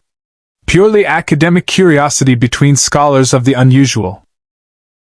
Negative, the text blazed across the holographic display before Obi-Wan could respond. Tenno will not submit to examination. Dooku's voice carried a hint of amusement. Ah. So the warrior can communicate. Excellent. Then I propose we speak directly, Tenno. You seek understanding of how you arrived in our galaxy, yes? The Separatist Alliance possesses scientific resources the Republic lacks. Techno-Union research facilities, Geonosian engineering archives, Corporate Alliance experimental data. Information that might prove enlightening. The operator recognized the tactic, offering valuable intelligence in exchange for vulnerability. Classic corpus negotiation strategy. And just as untrustworthy. Question: why would Separatist leadership assist unknown combatant? Because knowledge serves all. Dooku replied smoothly. And because destroying something unique without understanding it first is wasteful. I am many things, Tenno, but I am not wasteful. Nor am I your enemy. Unless you choose to make me one. Obi-Wan sighed deeply. This was exactly the scenario he feared, a powerful independent operator who acknowledged no authority beyond their own judgment. The Republic was built on cooperation, consensus, and shared sacrifice for the common good. The Tenno represented pure individualism, accountable to nothing but personal code. Yet that same individualism had saved countless lives today. What if I proposed an alternative? Obi-Wan suggested. Not authority. Not imprisonment. But partnership. You seek a way home. The Jedi Order possesses resources, archives, knowledge of dimensional theory that might assist you. In exchange, you provide tactical support against Separatist forces when our interests align. The Warframe tilted its head. Consideration. Terms: partnership equals acceptable. Tenno maintains operational independence. Jedi provide research assistance for dimensional return. Tenno assists in combat when tactically aligned with anti-separatist objectives. Clarification. Tenno will not participate in Republic political operations. Military targets only. Obi-Wan glanced at Orokin, who shrugged. It was better than nothing. Agreed. I'll communicate these terms to the Council. They won't like it, but given the alternative. The command center's alarms suddenly blazed. Tactical displays flared red as new contacts appeared on sensors. A massive separatist fleet dropping out of hyperspace directly above Christophsis. Providence-class carrier. Orokin identified, voice tight. Munificent-class frigates in escort formation. That's Count Dooku's personal fleet signature. Obi-Wan's expression hardened. Grievous must have reported the Tenno directly to Dooku.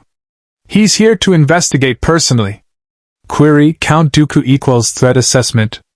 Sith Lord, Obi-Wan replied grimly.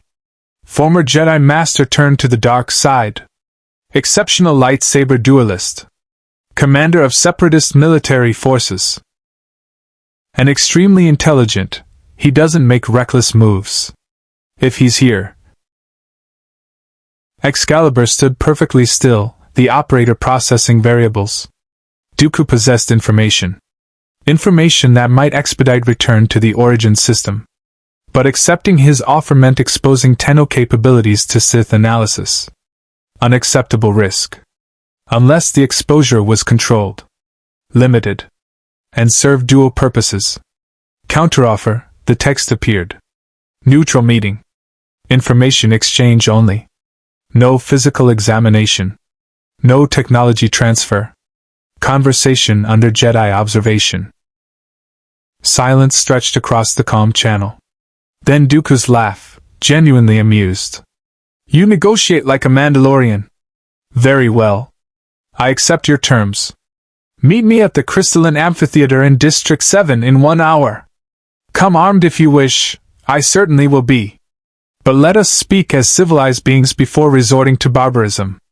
The transmission ended. Anakin stared at Excalibur with something between respect and disbelief. You just negotiated terms with a Sith Lord. And he accepted.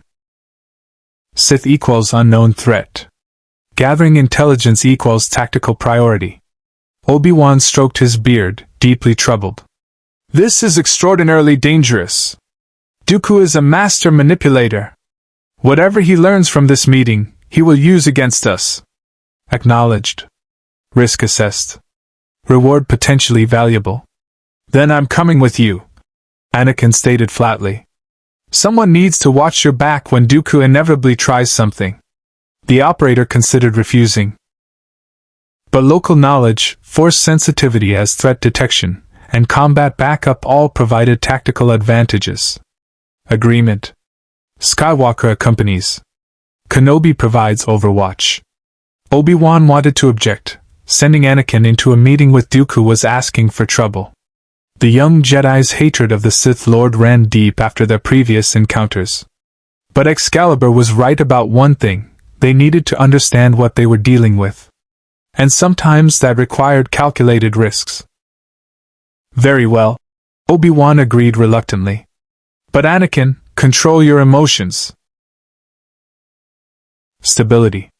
Anakin's conviction wavered, just for a moment. Because Dooku's words carried uncomfortable truth. Master Yoda had expressed concerns.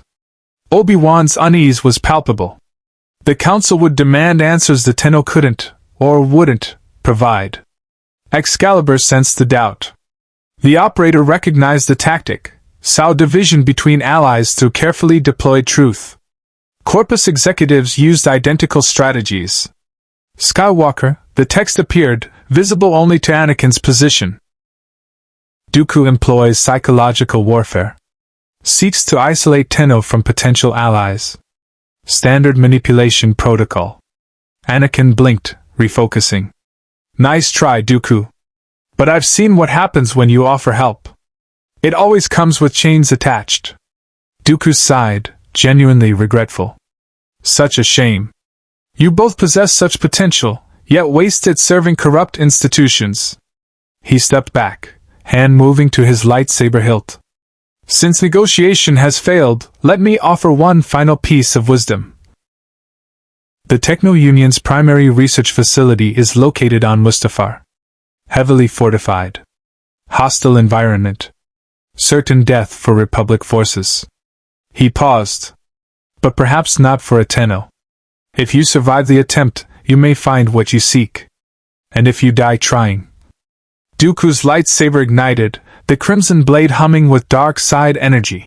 Well, that would solve several problems simultaneously. Anakin's blue blade ignited in response. You're not leaving this amphitheater, Dooku. Aren't I? Dooku gestured casually toward the surrounding crystal structures. 20 IG-100 Magna Guards stepped out from concealment, electrostaffs crackling with energy. And behind them, descending from the sky on repulsor lifts, General Grievous, fully repaired, for lightsabers already igniting in his mechanical hands. You see, Dooku. If I didn't know better, I'd say it was powered down entirely. Obi-Wan turned toward Excalibur, extending his Force senses once again. And once again, he encountered only absence, a void where presence should exist. No thoughts. No emotions. No life signature in the traditional sense. Just emptiness shaped like a warrior. He approached cautiously. Tenno. Can you hear me? The Warframe's head turned slightly, acknowledgement. We need to discuss your situation. Obi-Wan continued, keeping his tone diplomatic.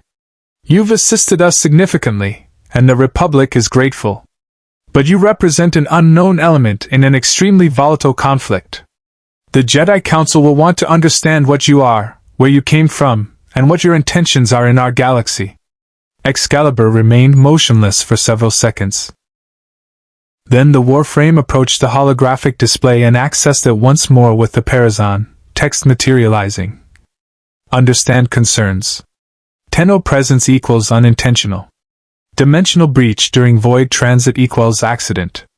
Intention. Locate method to return to origin system. Cooperation with Republic equals survival necessity only. Jedi Council authority over Tenno actions, not acknowledged. Obi-Wan read the words with mixed feelings. Honest, direct, and completely uncompromising.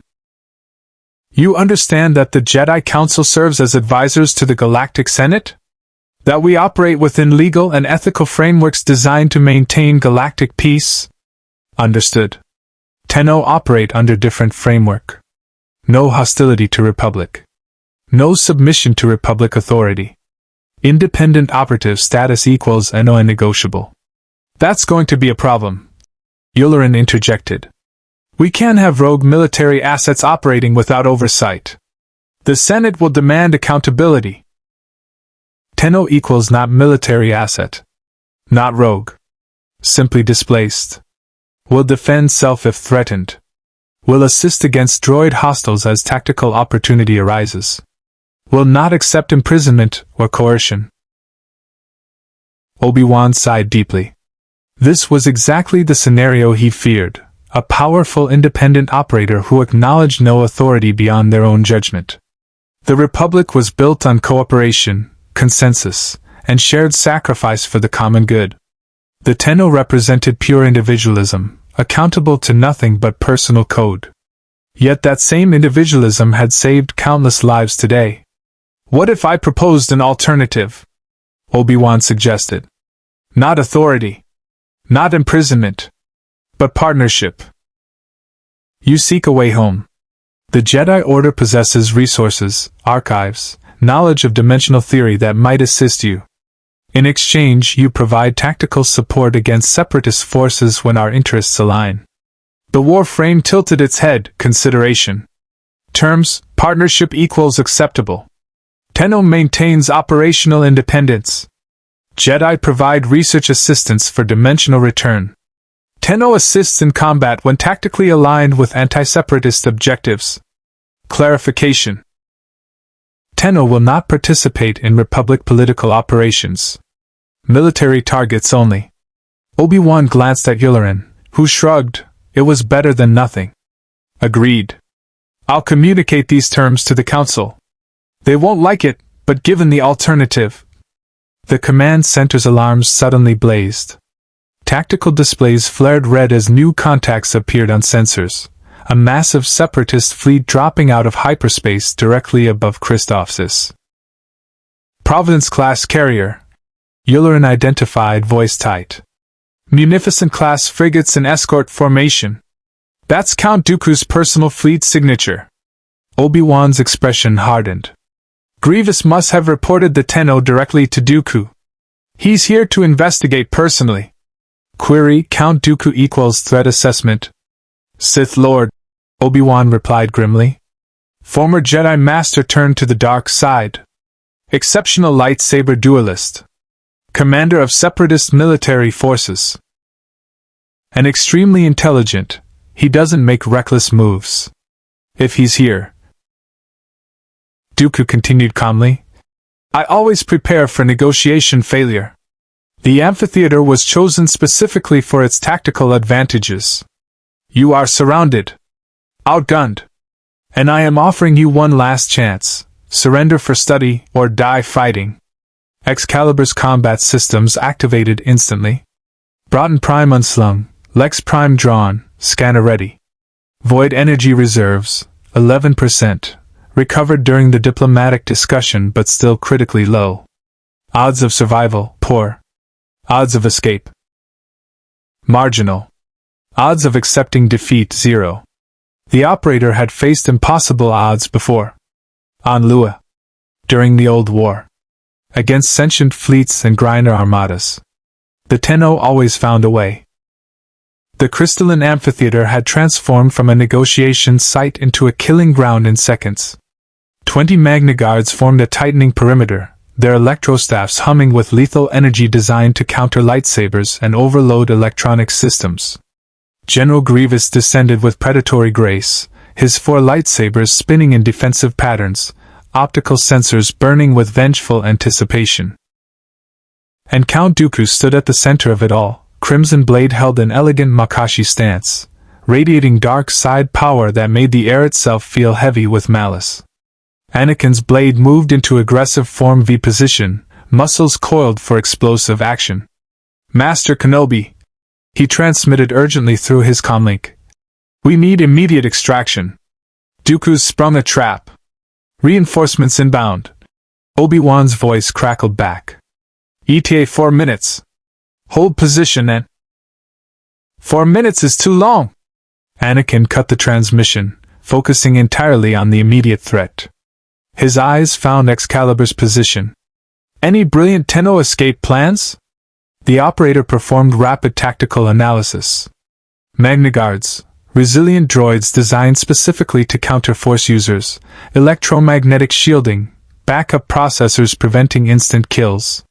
Grievous, combat effective despite previous injury, enhanced speed and coordination. Dooku, Sith Lord, unknown capabilities but clearly formidable. Environmental factors, crystalline architecture providing both cover and fragility, open sky for vertical escape but vulnerable to range fire. Assets, 11% void energy, 12 rounds in Broughton Prime, 9 in Lex Prime, Scanna fully functional, 1 marginally injured Jedi ally. Standard extraction protocol, create chaos, exploit confusion, disengage before enemy coordination solidifies. Excalibur raised the Broughton Prime and fired a single shot, not at Dooku, not at Grievous, but at the crystalline pillar supporting the amphitheater's eastern section. The kinetic round struck at the pillar's structural weak point, calculated by the Warframes architectural analysis subroutines. Crystal shattered in cascading fractures that propagated through the entire support structure. The eastern wall collapsed in an avalanche of razor-sharp fragments that scattered across the amphitheater floor. 4 Magna Guards were caught in the collapse, crushed beneath tons of falling crystal. The remaining droids scattered, formation disrupted, coordination temporarily broken. Architectural sabotage, Anakin said with grim approval. I like it. Grievous snarled, mechanical voice crackling with fury. Cheap tricks. You think collapsing walls will save you? His 4 lightsabers moved in synchronized assault patterns as he charged toward Excalibur with terrifying speed. The operator didn't engage directly. Grievous at full capacity with 4 weapons represented unacceptable risk in close quarters with depleted void reserves. Instead, Excalibur bullet jumped backward, creating distance while simultaneously firing the Lex Prime at the cyborg's leg joints, precision shots targeting hydraulic systems and articulation points. 2 rounds struck home. Grievous stumbled as his left leg seized, servos grinding against damaged components. But the cyborg adapted instantly, shifting balance to his remaining 3 functional limbs and continuing pursuit with barely diminished speed. Anakin intercepted, lightsaber clashing against 2 of Grievous' blades in a shower of sparks. "Go!" the Jedi shouted at Excalibur. "I'll hold him." The operator hesitated fractionally. Abandoning allies contradicted Tenno operational protocols. But Anakin was right. Their best chance of survival required dividing enemy attention. Excalibur sprinted toward the collapsed eastern section, using parkour mobility to vault over debris while Magna Guards converged from multiple vectors. Electrostaff slashed out, forcing the Warframe into defensive roles and evasive maneuvers. The operator couldn't afford. Detecting open space beyond, a crystal-strewn plaza that offered multiple escape routes. But turning away from Anakin meant abandoning an ally to certain death. The operator's tactical programming flagged the dilemma. Optimal survival required immediate extraction. Tenno code required loyalty to those who fought beside you. The choice crystallized instantly. Survival could wait. Honor could not. Excalibur turned, raised the Lex Prime, and fired at Dooku's back. The Sith Lord's precognition screamed warning. Dooku spun, lightsaber moving in a precise defensive arc that deflected the heavy pistol round. But the deflection created a fractional opening in his assault on Anakin, time measured in milliseconds. Anakin seized it. Force-enhanced speed carried him forward in a powerful overhead strike that Dooku barely parried. The momentary reprieve allowed the Jedi to reposition, putting his back against the crystal formation that protected his flanks. Dooku's eyes narrowed with cold calculation. "Ah. The Tenno possesses loyalty. How inefficient." Grievous didn't waste words. The cyborg general shifted his assault, 2 lightsabers maintaining pressure on Anakin while the other 2 swung toward Excalibur's position. The strikes came faster than standard perception could track. Only the Warframe's enhanced combat prediction systems allowed the operator to bullet jump clear as lightsaber blades carved through the space where the frame had stood. The Magna Guards were regrouping, forming coordinated attack patterns. 16 droids remained operational, their programming adapting to the Tenno's mobility by creating overlapping zones of electrostaff coverage. No more isolated targets. Only unified defensive grids. Excalibur fired the Broughton Prime in controlled bursts, targeting processor housings and optical sensors. 3 droids fell, but ammunition was depleting catastrophically. 5 rounds remaining in the rifle. 7 in the pistol. Against 16 Magna Guards, Grievous. Sustained engagement. Every second wasted increased the probability of complete encirclement. 1 Magna Guard blocked the escape route, electrostaff raised in guard position. Excalibur didn't slow. The Warframe activated /dash, precious void energy converting to kinetic propulsion that carried the frame through the droid's defense in a blur of golden motion. The scanner extended, edge crackling with minimal void channeling, and bisected the Magna Guard's torso in a single passing strike. Void reserves, 8%. 3 more Magna Guards attempted to form a barrier wall. Excalibur wall ran along the amphitheater's intact western surface, bullets from the Broughton Prime forcing the droids into defensive postures. The Warframe launched into a bullet jump that carried it over their positions, landed in a roll, and sprinted for the amphitheater's perimeter. Behind, Anakin fought with desperate intensity against Grievous' 4-blade assault. The Jedi's Gem-So technique focused on powerful counterstrikes and overwhelming offense, but Grievous' mechanical precision and multiple weapons created impossible defensive problems. Anakin deflected 2 strikes, parried a third, and took a glancing blow from the 4th that scored a burning line across his left shoulder. He cried out, staggered, and Grievous pressed the advantage with ruthless efficiency. Then Count Dooku entered the fight.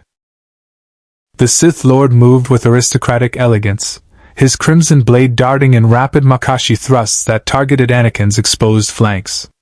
Fighting both opponents simultaneously was suicide. Anakin knew it, felt it through the Force's warning screams, but had no choice but to defend desperately. "You cannot win, young Skywalker," Dooku stated calmly, his blade finding openings in Anakin's increasingly frantic defense. "You are talented but undisciplined. Powerful but unfocused. You will fall here, and your golden ally will fall shortly after." Excalibur reached the amphitheater's edge sensors. Crystal. Then Anakin sprinted toward Excalibur's position, grabbed the inert Warframe under the arms, and began dragging the golden figure toward the amphitheater's northern exit. "Stay with me," Anakin grunted, muscles straining against the Warframe's considerable weight. "Don't you dare die after that insane display." Excalibur's visual systems flickered. Through failing sensors, the operator detected new signatures approaching from the north. Republic LAT gunships, weapons hot, clone reinforcements deploying via rappel lines. Obi-Wan's voice crackled through Anakin's comlink. "Anakin! We're covering your extraction. Move now!" The Jedi didn't need to be told twice. He force-enhanced his muscles and sprinted the final distance as clone troopers laid down suppressing fire into the amphitheater. Blaster bolts forced the remaining Magna Guards into defensive positions. Rocket strikes discouraged separatist pursuit. Behind them, Dooku watched the Republic forces extract both Jedi and Tenno with cold fury. Grievous stumbled to his side, optical systems slowly rebooting, seeking permission to pursue. "Let them go," Dooku commanded quietly. "We have learned what we needed. We learned the Tenno is formidable," Grievous growled. "But vulnerable. Given time and proper resources. We learned," Dooku interrupted, "that the Tenno will sacrifice tactical advantage for loyalty. That it possesses limits despite its power. And that it represents a weapon worth acquiring, or ensuring no one else possesses." He turned toward his waiting transport. "Inform the Techno Union to expect company on Mustafar. If the Tenno survives long enough to attempt infiltration, I want traps prepared specifically for its capabilities." Grievous' remaining optical sensors gleamed with anticipation. "And if it does reach Mustafar? Then we will be waiting," Dooku replied. "With every advantage we can manufacture and none of the mercy I showed today." Two more Magna Guards attempted interception. The operator executed a spinning slash that caught both droids simultaneously. They simply ceased to exist from the waist up, components scattering as reality reasserted itself around the void their mass had occupied. Grievous registered the threat too late. He spun to face Excalibur, all four lightsabers moving into desperate defensive formation. The exalted blade met the lightsaber barrage. Where plasma met void energy, physics broke down. The lightsaber's containment fields destabilized against power that fundamentally denied their right to exist. Two blades flickered and died, their focusing crystals overloaded by dimensional stress. Grievous' remaining two sabers held, but barely, the cyborg's mechanical strength straining to prevent his weapons from being torn from his grip. "Impossible!" Grievous roared. "No weapon can." Excalibur's free hand seized Grievous' faceplate and activated radio blind at point-blank range. The last dregs of void energy converted to sensory overload that burned through optical systems and electronic warfare countermeasures simultaneously. Grievous screamed, staggering backward, all four arms clutching at his damaged sensors. "I can't see! My systems!" The operator didn't finish him. Executing a disabled opponent violated Tenno code. Instead, Excalibur turned toward Dooku. The Sith Lord had been observing with calculating detachment, analyzing the Tenno's combat patterns, searching for exploitable weaknesses. Now, watching this golden warrior cut through his forces like they were nothing, he recognized the truth. Standard engagement was futile. This required different tactics. Dooku raised his free hand and unleashed Force lightning. Blue-white energy arced across the amphitheater, crackling with dark side power designed to overwhelm nervous systems and overload electronic components. The lightning struck Excalibur directly, cascading across the Warframe's golden surface and blinding. And a Sith Lord. Unwinnable by conventional metrics. Which meant unconventional was required.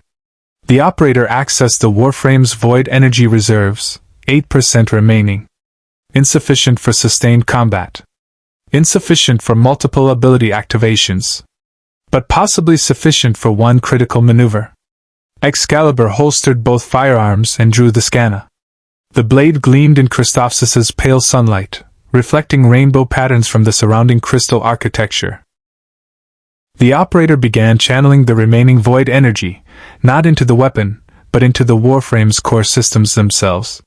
The air around Excalibur began to distort. Reality rippled like disturbed water as void power flooded through biomechanical tissues, overcharging muscle fibers, accelerating neural pathways, pushing the frame beyond normal operational parameters. Dooku felt it through the Force, or rather, felt the absence deepen as the void energy intensified. "What is it doing?" he demanded, genuine concern bleeding through his aristocratic composure. The operator triggered Exalted Blade. But not the standard manifestation. This was desperation channeling, every remaining fragment of void power forced into a single, unsustainable weapon form. The energy sword that materialized in Excalibur's grip blazed with intensity that made the previous activation look like a candle beside a sun. Reality itself seemed to scream in protest, dimensional barriers straining against the concentrated breach. Void reserves, 0%. Time until complete system shutdown, 45 seconds. The operator had 45 seconds to end this fight, or die trying. Excalibur moved. The Warframe crossed 15 meters in less than a second, Exalted Blade carving through the first Magna Guard's electrostaff, and the droid itself, like they were missed. The void energy didn't just cut metal. It erased the droid's physical existence from reality where the blade passed. Aboard the Republic gunship, Excalibur lay motionless on the deck plating, systems in complete shutdown. Clone medics swarmed the inert Warframe with medical scanners that returned nonsensical readings, organic components intermixed with mechanical systems in ways that defied conventional biology.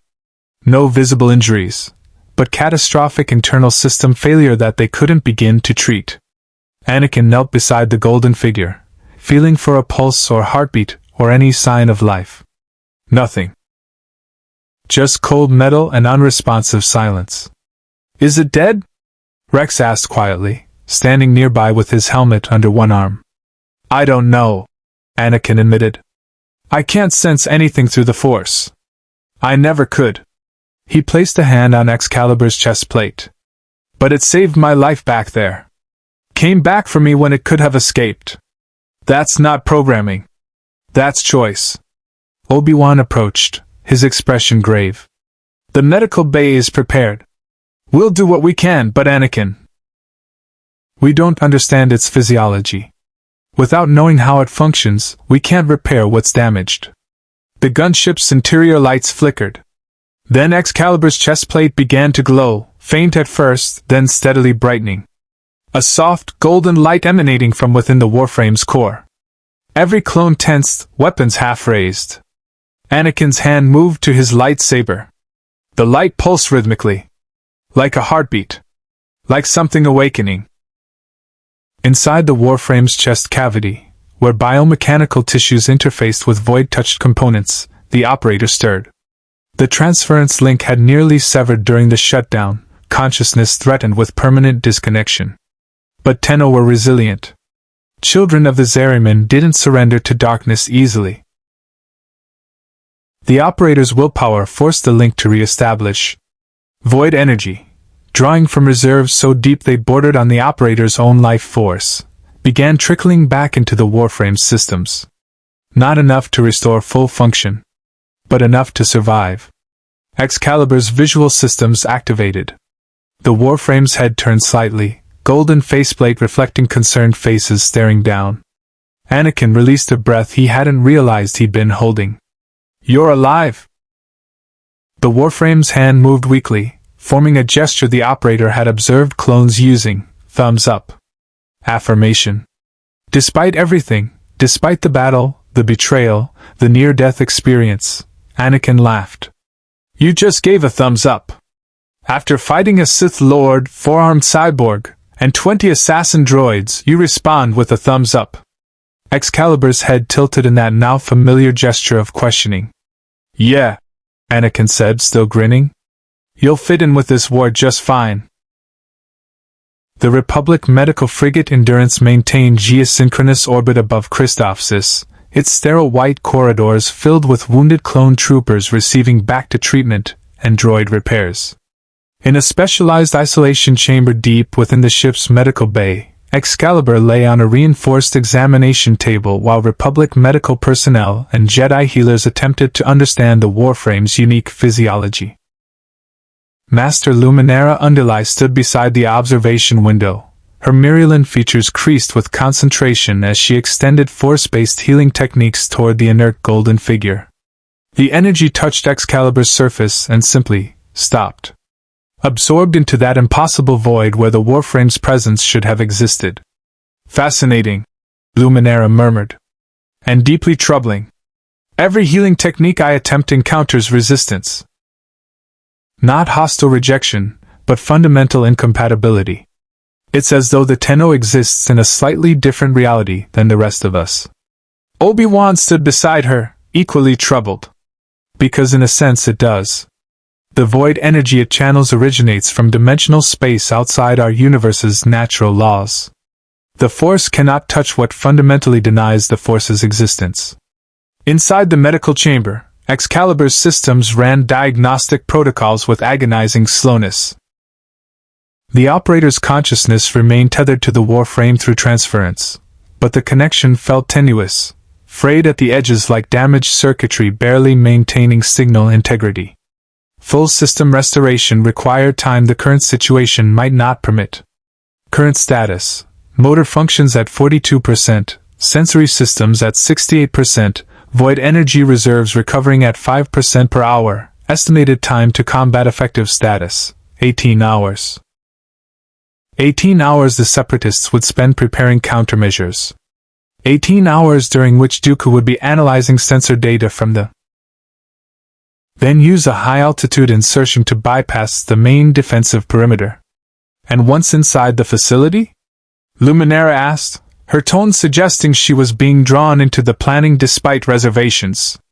"Tenno infiltration protocols, stealth primary, combat secondary. Jedi provide force-based threat detection. Combined capabilities equals force multiplier." Obi-Wan studied the Mustafar topography, tactical mind engaging despite ethical concerns. The lava rivers create natural sensor dead zones. Thermal interference would mask our approach if we time the insertion correctly. And the repulsor platforms are designed to handle seismic stress, which means their structural integrity can be compromised through targeted sabotage. He caught himself, realizing he'd started planning the mission. "Master Yoda, even if we somehow succeed in retrieving the dimensional research, the political fallout. Handle the council, I will," Yoda stated with finality. "Concerned with politics, you should not be. Concerned with doing what is right, you should be." His ancient eyes found each Jedi in turn. "Trust your instincts, you must. The Force guides, even when the path seems unclear." Luminara bowed respectfully.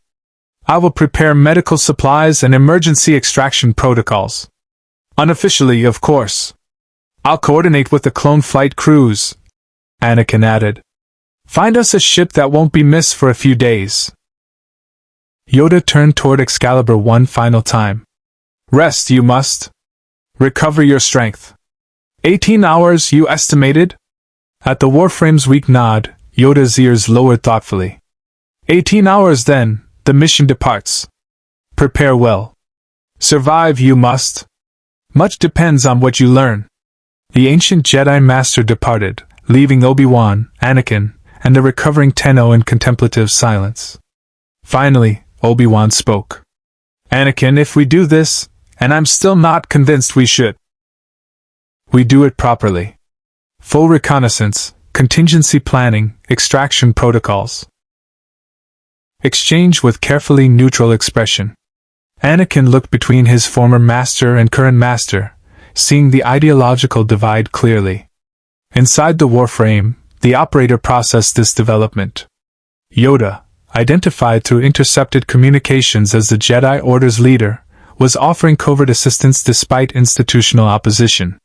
The gambit was familiar to anyone who dealt with corpus board politics or Griner command hierarchies, official denial paired with unofficial support. Pragmatic. And potentially useful. Query, unauthorized assistance equals what resources? What personnel? Yoda's expression might have been a smile. Pilot, young Skywalker is the best, some say. Navigator, Master Kenobi is wise in tactics and strategy. Combat support, both provide they could. If chose to undertake personal mission to Mustafar, independent of Republic orders, they did. Obi-Wan shook his head. Master, this is necessary, Anakin stated firmly. Master, the Tenno came back for me in the amphitheater when it could have escaped. It put itself between me and Grievous. I'm not abandoning it now just because the mission is dangerous. The mission isn't just dangerous, Anakin. It's suicidal, Obi-Wan countered. Mustafar's environment alone could kill us before we even reach the facility. Had Separatist defenses specifically prepared for Tenno capabilities and… Correction, the text interrupted. Defenses prepared for standard Tenno tactics. Not prepared for coordinated Jedi Tenno operation. Yoda's ears perked up. Ah. See the advantage, the Tenno does. Expect one approach, Dooku will. Receive different approach, he shall. Confusion, that creates. Opportunity, confusion provides. Anakin activated the tactical display again, mind already racing through strategic possibilities. If we approach in a small, stealthy ship, maybe a diplomatic shuttle broadcasting neutral transponder codes, we could reach low orbit before Separatist sensors identify us as hostile. Complex, and a hypermatter refinement station. The dimensional research would most likely be housed in the weapons research complex, isolated, heavily secured, defended by both droids and environmental hazards. He activated the datapad's holographic display. Mustafar rotated slowly, its surface a hellscape of lava rivers and volcanic activity. Surface temperature averages 1200 degrees. Toxic atmosphere. Rivers of molten rock. The research facilities are built on repulsor platforms suspended over active lava flows. Obi-Wan studied the display with growing concern. A nightmare environment even for fully equipped Republic forces. For a compromised Tenno operating alone. The medical chamber's communication panel activated. Text scrolled across the display, generated by Excalibur's limited interface capabilities.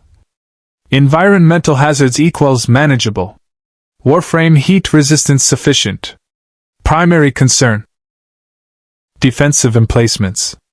Droid garrison size. Estimated force composition. Anakin pulled up additional intelligence. Long-range scans show at least 2 droid battalions stationed at the weapons facility. Super battle droids, destroyer droids, and something new, our sensors are picking up energy signatures consistent with Sith alchemy enhancement. Dooku's preparing something specifically designed to counter your abilities. Acknowledged. Infiltration difficulty extreme. Success probability minimal. Then don't go, Luminara said quietly. The risk far exceeds the potential reward. Even if you reach the research data, extraction under fire from that environment would be nearly impossible. Alternative options? Obi-Wan stroked his beard thoughtfully. The Republic could attempt a formal diplomatic request through the Senate. Petition the Techno-Union to share dimensional research under humanitarian protocols. Which would take months and likely be rejected. Anakin interrupted. The Techno-Union answers to profit, not humanitarian concerns. And Dooku would. Amphitheater battle, identifying weaknesses, formulating strategies to neutralize Tenno capabilities. The tactical window was closing. A priority transmission interrupted the medical observation. Admiral Yularin's holographic form appeared in the center of the chamber, his expression carrying urgent concern. General Kenobi, we've intercepted separatist communications. Count Dooku has departed Christoph Sis and is en route to Mustafar. Techno-Union facilities there have been placed on maximum alert. Obi-Wan's eyes narrowed. Mustafar.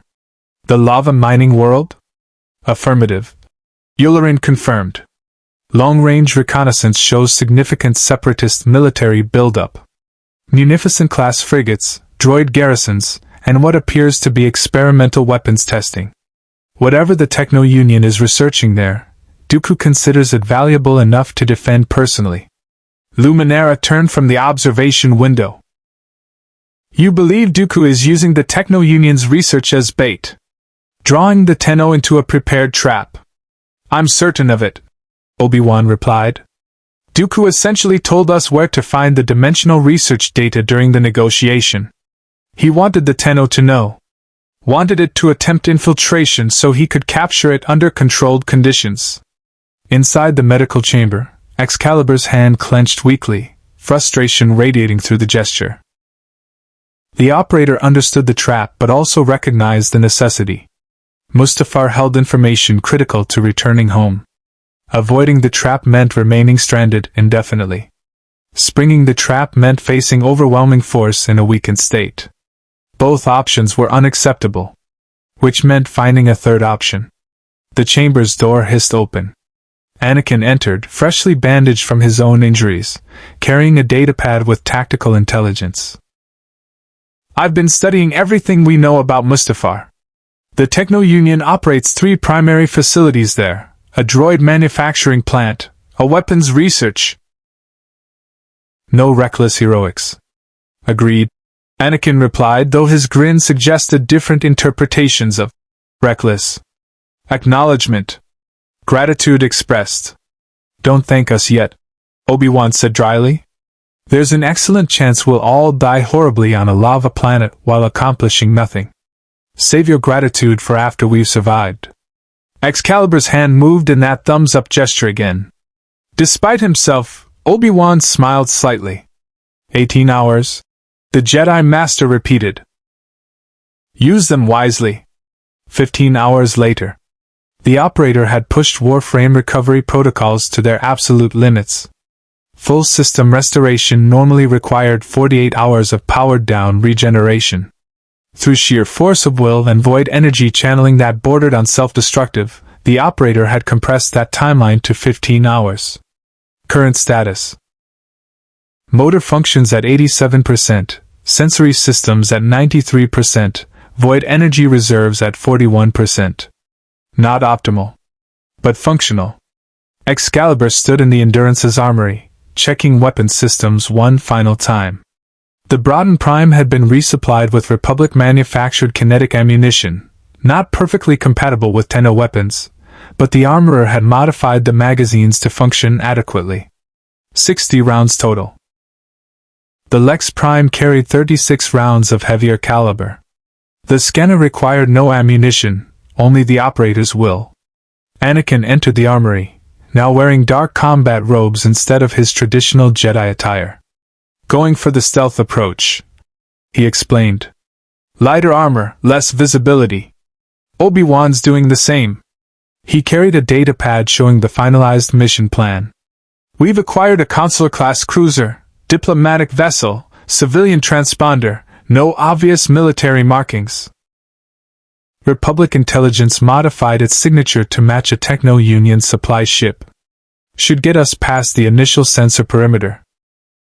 Ensure they refuse any request that doesn't serve separatist interests. There is another option. A new voice interjected. All heads turned toward the chamber entrance. Master Yoda stood there, leaning on his Jimmer stick, ancient eyes bright with knowing wisdom. The diminutive Jedi Master approached Excalibur's examination table slowly, studying the golden Warframe with penetrating awareness. Sense nothing in you, I do, Yoda stated. Yet something there is. A presence outside the Force's touch, but a presence nonetheless. He tapped his stick against the floor. Alone, you need not go. Help, the Jedi can provide. Obi-Wan's expression shifted to concern. Master Yoda, surely you're not suggesting the Council authorize a military operation to Mustafar? The political implications suggest that I do not.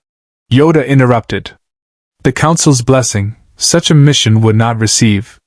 Too great the risk, too uncertain the gain. His ears twitched. But unauthorized assistance from concerned Jedi who act independently? Difficult to prevent, that would be. Anakin caught on immediately. You're saying we help the Tenno infiltrate Mustafar, but do it off the books. No official Republic involvement. If we succeed, we get valuable intelligence. If we fail, the Council maintains plausible deniability. Obi-Wan finished, his tone carrying disapproval and understanding in equal measure. Master Yoda, this contradicts everything the Council stands for.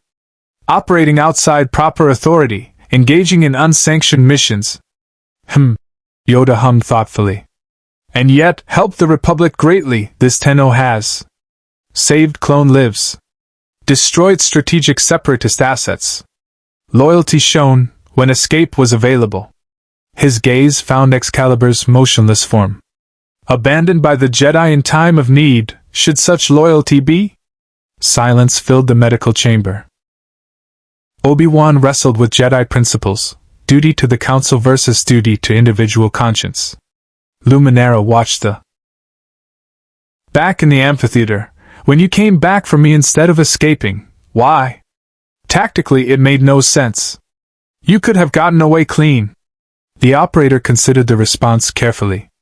The Tenno way had been forged in the fires of the old war, refined through centuries of isolated operations.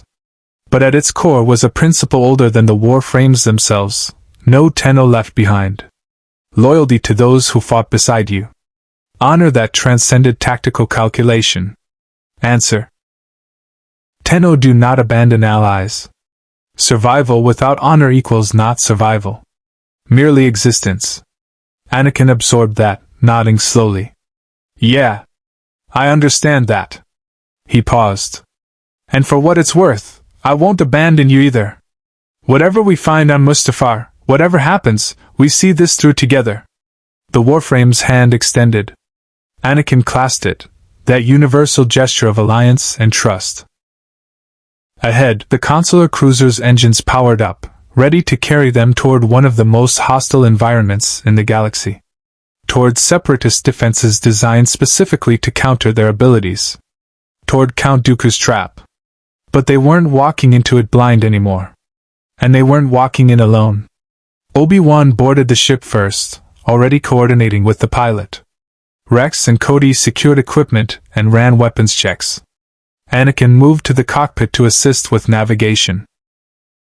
Excalibur stood at the boarding ramp for a moment, golden armor reflecting the hangar's lights.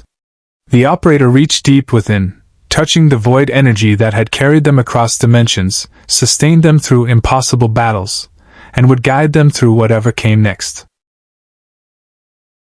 The mission to Mustafar would determine whether the Tenno returned home or remained stranded in this galaxy forever. Either way, the operator would face it the way they'd faced everything since the Zariman 10-0. With determination, with skill, and with allies who had proven themselves worthy of trust. The boarding ramp closed. The cruiser lifted off. And the course was set for the Fire World. Mustafar burned. The volcanic planet dominated the viewport as the consular cruiser descended through layers of ash-choked atmosphere, its hull shuddering against superheated thermals rising from rivers of molten rock below. The landscape was a vision of elemental fury. Lava flows carving glowing orange channels through blackened stone, volcanic plumes erupting with explosive force, and through it all, the Techno-Union facilities perched on massive repulsor platforms like metallic islands in an ocean of fire. Sensors reading surface temperature at 1300 degrees. the clone pilot reported, his voice tight with professional concern. Toxic atmosphere composition, sulfur dioxide, carbon monoxide, trace volcanic particulates. Recommend minimal exposure time. Obi-Wan studied the tactical display from the co-pilot station, watching separatist patrol patterns with careful attention. 3 munificent-class frigates in high orbit. Vulture droid patrols covering atmospheric approach vectors. And that. He highlighted a massive structure on the central repulsor platform. Is our target. The Techno-Union Weapons Research Facility. The facility was a fortress of angular durasteel architecture, bristling with defensive turrets, shield generators, and sensor arrays. Energy signatures pulsed from within, power levels consistent with active research operations and significant military presence. At the facility's heart, a tower rose higher than surrounding structures, its peak crowned with what appeared to be experimental equipment generating spatial distortions visible even from orbit. That tower, Anakin observed from the pilot's seat. The dimensional research would be there. Has to be. Those spatial distortions match the energy signature from when the Tenno's void powers activated. Excalibur stood behind them, sensors analyzing every detail of the facility's defensive layout. The operator's tactical programming identified choke points, vulnerable access routes. Enhanced momentum, lightsaber blazing, rage and determination radiating from every movement. Behind him, Obi-Wan, Rex, and Cody emerged from the smoke and debris, weapons raised. "Get away from my friend!" Anakin roared, his blade intercepting Dooku's lightning and grounding it through Jedi technique. Dooku's expression shifted from triumph to fury. "You should have stayed in the main corridors where my forces could contain you properly." "Yeah, well, we're terrible at following plans," Anakin shot back, launching into aggressive form via assault that forced Dooku to abandon his lightning attack and defend. Obi-Wan moved immediately to Excalibur's position, using the Force to halt the magnetic clamp's pull. "Can you move?" he asked urgently. The Warframe systems rebooted slowly, motor functions returning with agonizing sluggishness. The operator forced transference to stabilize, willpower overriding system damage. Excalibur's hand moved weakly, pointing toward the archive terminal. "The data," Obi-Wan understood. "Rex, cover me!" The clone captain laid down suppressive fire as Obi-Wan sprinted to the terminal. His hands moved across the controls with practiced efficiency, downloading research files to a portable storage device while Anakin and Dooku dueled with escalating intensity. "You cannot win, Skywalker!" Dooku taunted, his Makashi precision finding openings in Anakin's aggressive style. "You fight with passion but without discipline." "Don't need discipline," Anakin grunted, parrying a thrust aimed at his heart. "Just need to keep you busy long enough." Cody joined Rex in defensive formation, both clones' blaster rifles tracking movement throughout the chamber, preventing reinforcement droids from entering through the main access corridor. Obi-Wan's portable device chimed, "Download complete." "I have it! Dimensional research data, hypermatter equations, everything." Extraction. Beside him, a dozen Magna Guards stood in defensive formation, electrostaffs raised. And behind them, connected to the archive terminal through dozens of interface cables, a massive containment device. Cylindrical. Transparent. Large enough to hold a humanoid figure. Empty now, but clearly designed for a specific purpose. A prison. Built to Warframe dimensions. The operator understood instantly. This wasn't just a trap. This was a capture operation. Dooku didn't want to kill the Tenno. He wanted to study it. Dissect its capabilities. And that containment device would suppress void energy through some mechanism the Separatists had developed specifically for this purpose. Approaching directly was suicide. Which meant not approaching directly. Excalibur retreated silently through the ventilation shaft, retracing the route 50 meters back to a secondary junction. The operator's tactical programming analyzed the tower's structural layout, identifying the one vulnerability Dooku's preparation hadn't accounted for. The tower's external surface. Mustafar's environmental conditions meant the research facility required massive cooling systems to prevent internal temperatures from reaching lethal levels. Those cooling systems vented directly through the tower's exterior, creating maintenance access points for droid technicians. Access points large enough for a warframe. Excalibur found the exterior vent, unsealed it with the Parazon, and emerged onto Mustafar's hellscape surface for the first time. The heat was overwhelming. The Warframe sensors screamed warnings as external temperature readings spiked above 1200 degrees. Toxic atmosphere corroded exposed surfaces. And below, lava rivers flowed with hypnotic menace, their orange glow casting everything in hellish illumination. The operator had 30 seconds of safe exposure before thermal damage became critical. 20 seconds before motor function degradation. Away from the main research tower. Perfect. Exactly as planned? We're committed now. Anakin murmured as the cruiser touched down with a gentle shudder of landing gear contacting durasteel plating. Once we exit this ship, there's no going back. Excalibur moved toward the boarding ramp, weapons secured but instantly accessible. The operator had reviewed every variable, calculated every probability, prepared for every contingency their limited intelligence allowed. Now came the execution. The boarding ramp descended. Mustafar's atmosphere rolled into the ship, superheated air that made breathing feel like inhaling from a furnace, acrid chemical stench that burned the throat, and the ever-present roar of distant volcanic eruptions. A protocol droid approached from the docking bay's control station, its bronze chassis reflecting the orange glow from surrounding lava flows. Welcome to Techno Union Facility 7 Alpha. Please present cargo manifests for inspection and proceed to. The droid's vocabulator cut off mid-sentence as its optical sensors focused on Excalibur's distinctive golden armor.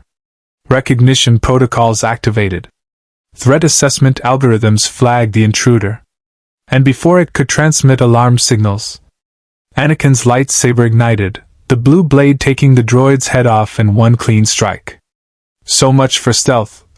Obi-Wan observed dryly, his own lightsaber activating as battle droids began emerging from defensive positions throughout the docking bay. Stealth was always going to fail eventually. Anakin countered, deflecting blaster fire while force-pushing 3 battle droids off the platform's edge into the lava river below. Better to control when it fails. Rex and Cody opened fire with practiced precision, their blaster rifles dropping super battle droids with targeted shots to processor housings and optical sensors. The clone troopers moved with coordinated efficiency, covering each other's positions while advancing toward the bay's interior. Optimal infiltration vectors. But also the preparations, automated turrets positioned to cover vertical approaches, energy barriers blocking standard entry points, patrol patterns optimized to prevent stealth infiltration. Dooku had prepared thoroughly. Assessment: defensive posture suggests anticipated infiltration. Trap confirmed. Which means they're expecting us. Rex stated from the troop compartment, checking his DC-15A blaster rifle one final time. Question is, do we have any advantages they don't know about? Obi-Wan stroked his beard thoughtfully. They're expecting a Tenno infiltration, solo operative, stealth-based approach, reliance on mobility and void powers. They're not expecting a coordinated team including Jedi and clone support. They're also not expecting us to use the environment against them. Anakin added, studying the lava flow patterns below the facility. Those repulsor platforms are designed to handle seismic stress and thermal load, but they're still mechanical systems. Systems that can be disrupted. Cody accessed the geological survey data. The lava flows create significant electromagnetic interference. If we approach through the thermal dead zone on the facility's northern side, we could get close before their sensors detect us. But the heat signature alone would kill unprotected personnel in minutes. Warframe thermal resistance. Adequate for exposure duration. Jedi capabilities? The Force can provide protection, Obi-Wan replied. For a limited time. Perhaps 15 minutes before heat exhaustion becomes critical. He paused. We'll need to move fast once we're inside. The cruiser's transponder broadcast its false Techno-Union identification as they descended toward the southern landing platform, a legitimate supply delivery, pre-authorized through forged credentials Republic intelligence had provided. The Separatist sensor network acknowledged their approach, granted landing clearance, and directed them to a peripheral docking bay. 10 seconds before system failure. More than enough. Excalibur wall ran up the tower's exterior surface, the Warframe's momentum-assisted parkour carrying it upward with desperate speed. 70 meters. 90 meters. 120 meters. A viewport. The research chamber's observation window, reinforced transparent steel designed to withstand internal pressure differentials and external thermal stress. Not designed to withstand void-enhanced scanner strikes. The operator channeled 15% of remaining void reserves into the blade, reality warping energy that made the sword's edge exist partially outside normal space. The scanner struck the transparent steel, and molecular bonds simply ceased maintaining coherence. The viewport shattered. Atmosphere exploded outward as pressure equalized, carrying loose equipment and documentation into Mustafar's toxic environment. Emergency bulkheads began deploying to seal the breach. Excalibur dove through the opening half a second before the bulkheads slammed shut. The Warframe landed in a roll inside the research chamber, instantly assessing tactical status, Dooku spinning toward the intrusion with surprise flickering across his aristocratic features, Magna Guards abandoning their positions to engage the unexpected threat vector, alarms screaming, and the data archive terminal standing unguarded 15 meters away. The operator made the calculation instantly. Reaching the terminal required bypassing Dooku and 12 Magna Guards. Impossible with current void reserves. Unless Excalibur activated radial javelin. 20% void energy converted to pure offensive projection. Energy blades materialized around the Warframe and launched outward in 12 simultaneous vectors, each javelin locking onto the nearest Magna Guard with unerring accuracy. The droids raised electrostaffs in defensive postures, electromagnetic shielding activating. Excalibur managed to project through the terminal display, systems barely functional but operational. Agreed! Obi-Wan shouted. Anakin, we're leaving! The young Jedi delivered one final powerful strike that forced Dooku backward, then disengaged with a force-enhanced leap that carried him across the chamber. Everyone out! Now! They retreated through the breach Anakin had created, Excalibur moving on failing systems with Rex's assistance, Obi-Wan clutching the precious data storage device, Cody providing rear guard. Behind them, Dooku stood amid the ruined research chamber, fury radiating from every line of his body. He could pursue. Could summon reinforcements. Could attempt to prevent their escape. But the Tenno had already accomplished its objective. The data was lost. And further engagement risked his own capture or worse. Let them go! Dooku commanded the approaching droid reinforcements through his comlink. Track their escape vector, but do not engage. I want to know where they go. Who they report to. What they do with that information. Because sometimes, the intelligence gained from letting prey escape was more valuable than the satisfaction of capture. 2 hours later. The consular cruiser broke through Mustafar's atmosphere and accelerated toward the hyperspace jump point, Separatist forces tracking but not pursuing as Dooku had ordered. In the ship's medical bay, Excalibur lay on an examination table once again, systems in critical condition but stable. The operator maintained transference through sheer determination, refusing to disconnect until mission completion was confirmed. Anakin sat nearby, his own injuries being treated by a medical droid. We did it, he said, exhausted but triumphant. We actually did it. Obi-Wan entered carrying the data storage device, his expression cautiously optimistic. The dimensional research appears complete. Hypermatter equations, spatial topology maps, theoretical frameworks for. I hope we didn't just send it to die alone in a ventilation shaft, Anakin said quietly. The Tenno has survived worse, Obi-Wan replied, though his tone carried uncertainty. We need to trust its capabilities. He ignited his lightsaber, the blue blade casting dancing shadows across the corridor. Now let's give it the distraction we promised. They advanced into the facility's depths, 2 Jedi and 2 clone troopers against an entire separatist fortress. The odds were terrible. The mission was borderline suicidal. Success seemed almost impossible. But the Force was with them. And sometimes, that made all the difference. Excalibur climbed. The ventilation shaft was a vertical maze of metal surfaces, support struts, and junction points where multiple ducts converged. The operator navigated through total darkness, relying entirely on the Warframe's enhanced sensors and tactical awareness. Each handhold was carefully tested, each movement precisely calculated to minimize noise. 50 meters up, the shaft intersected with a cooling duct.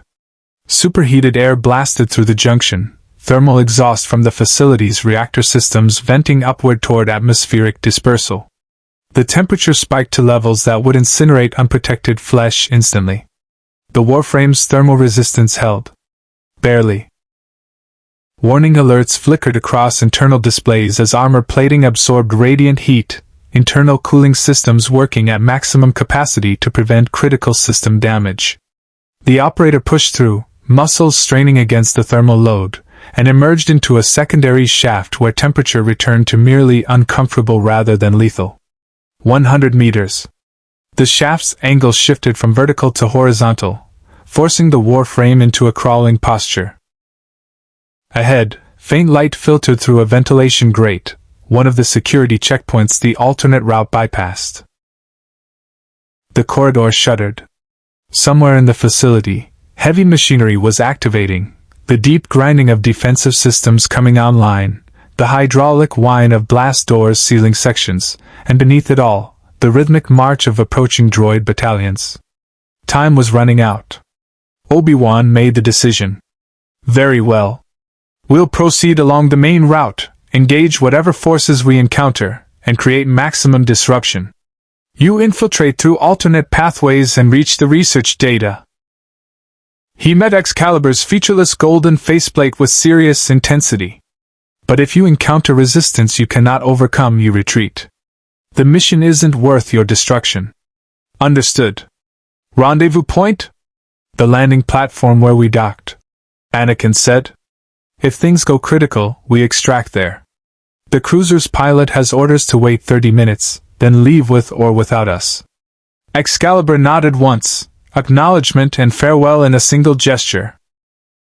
Then the Warframe moved to a ventilation access panel, the Parazon interfacing with its magnetic locks and disengaging them with practiced efficiency. The panel swung open, revealing a narrow shaft extending upward into darkness. Barely wide enough for the Warframe's profile. Definitely too small for armored clones or Jedi in robes. The operator assessed the route one final time. 400 meters of vertical climbing through maintenance infrastructure, zero room for error, probable droid security in multiple sections, environmental hazards including superheated air from facility cooling systems. Standard Tenno infiltration parameters. Excalibur entered the shaft, golden armor disappearing into shadow. The ventilation panel closed behind with a soft click. Anakin, Obi-Wan, Rex, and Cody stood in the maintenance corridor, listening to the distant sounds of the Warframe's ascent, metal contacting metal, the soft whir of servo-assisted movement, then silence. Through the grate, Excalibur observed a checkpoint chamber filled with battle droids, super battle droids, and something new, B3 Ultra battle droids, heavily armored with integrated Cortosis shields designed to resist lightsaber strikes. And among them, standing perfectly still in guard formation, IG-227 Hailfire-class battle droids. Spider-like war machines with missile pods and rapid-fire blaster cannons, their sensors sweeping the area with methodical precision. The checkpoint was designed to stop a frontal assault by even the most skilled Jedi. Overwhelming firepower, concentrated in a choke point, with no cover and minimal room to maneuver. Good thing the Tenno weren't coming through the front. Excalibur continued past the grate, moving deeper into the ventilation network. The shaft descended now, angling toward the facility's eastern section where the research tower stood. 200 meters. External sounds filtered through the ductwork. Blaster fire, the hum of lightsabers, shouted commands in clone military cant. Anakin and Obi-Wan had engaged the enemy, drawing defensive forces away from the tower as planned. The distraction was working. 250 meters. The shaft terminated at a junction box near the research tower's base. Through gaps in the ductwork, the operator could see the tower's interior. A massive vertical chamber filled with scientific equipment, holographic displays showing dimensional mathematics, and at the chamber's apex, a data archive terminal pulsing with the distinctive energy signature of active hypermatter research. And guarding it, Count Dooku himself. The Sith Lord stood before the archive terminal with patient confidence, lightsaber hilt in hand but not ignited, his aristocratic features calm and composed. He knew exactly where the Tenno would emerge. Had calculated the infiltration route with precision, and waited with the patience of a predator at a waterhole, certain his prey would eventually arrive. The void javelins punched through the shields like they weren't there. Because in the space where void energy existed, electromagnetic fields simply didn't apply the same rules. 12 magnaguards collapsed in sparking ruin, processors destroyed, chassis pierced through critical systems. Dooku's eyes widened, genuine shock. Impossible. Those shields were specifically calibrated. Excalibur was already moving. Bullet jumped toward the archive terminal, the Warframe closing distance with desperate speed. The Parazon extended, reaching for the interface. Dooku's force lightning struck with overwhelming intensity. The electrical attack caught Excalibur mid-jump, blue-white energy cascading across golden armor and flooding through every system. The operator felt transference destabilize as neurofeedback overloaded biomechanical pathways. Warning alerts screamed. Motor function seized. The Warframe crashed to the floor, systems failing, unable to move. Dooku approached slowly, lightning still flowing from his fingertips, aristocratic features twisted with dark satisfaction. Did you truly believe I would make the same mistake twice? That I wouldn't prepare countermeasures for your void powers after studying the amphitheater battle data? He gestured, and the containment device activated. Massive magnetic clamps extending to seize the paralyzed Warframe and drag it toward the cylindrical prison.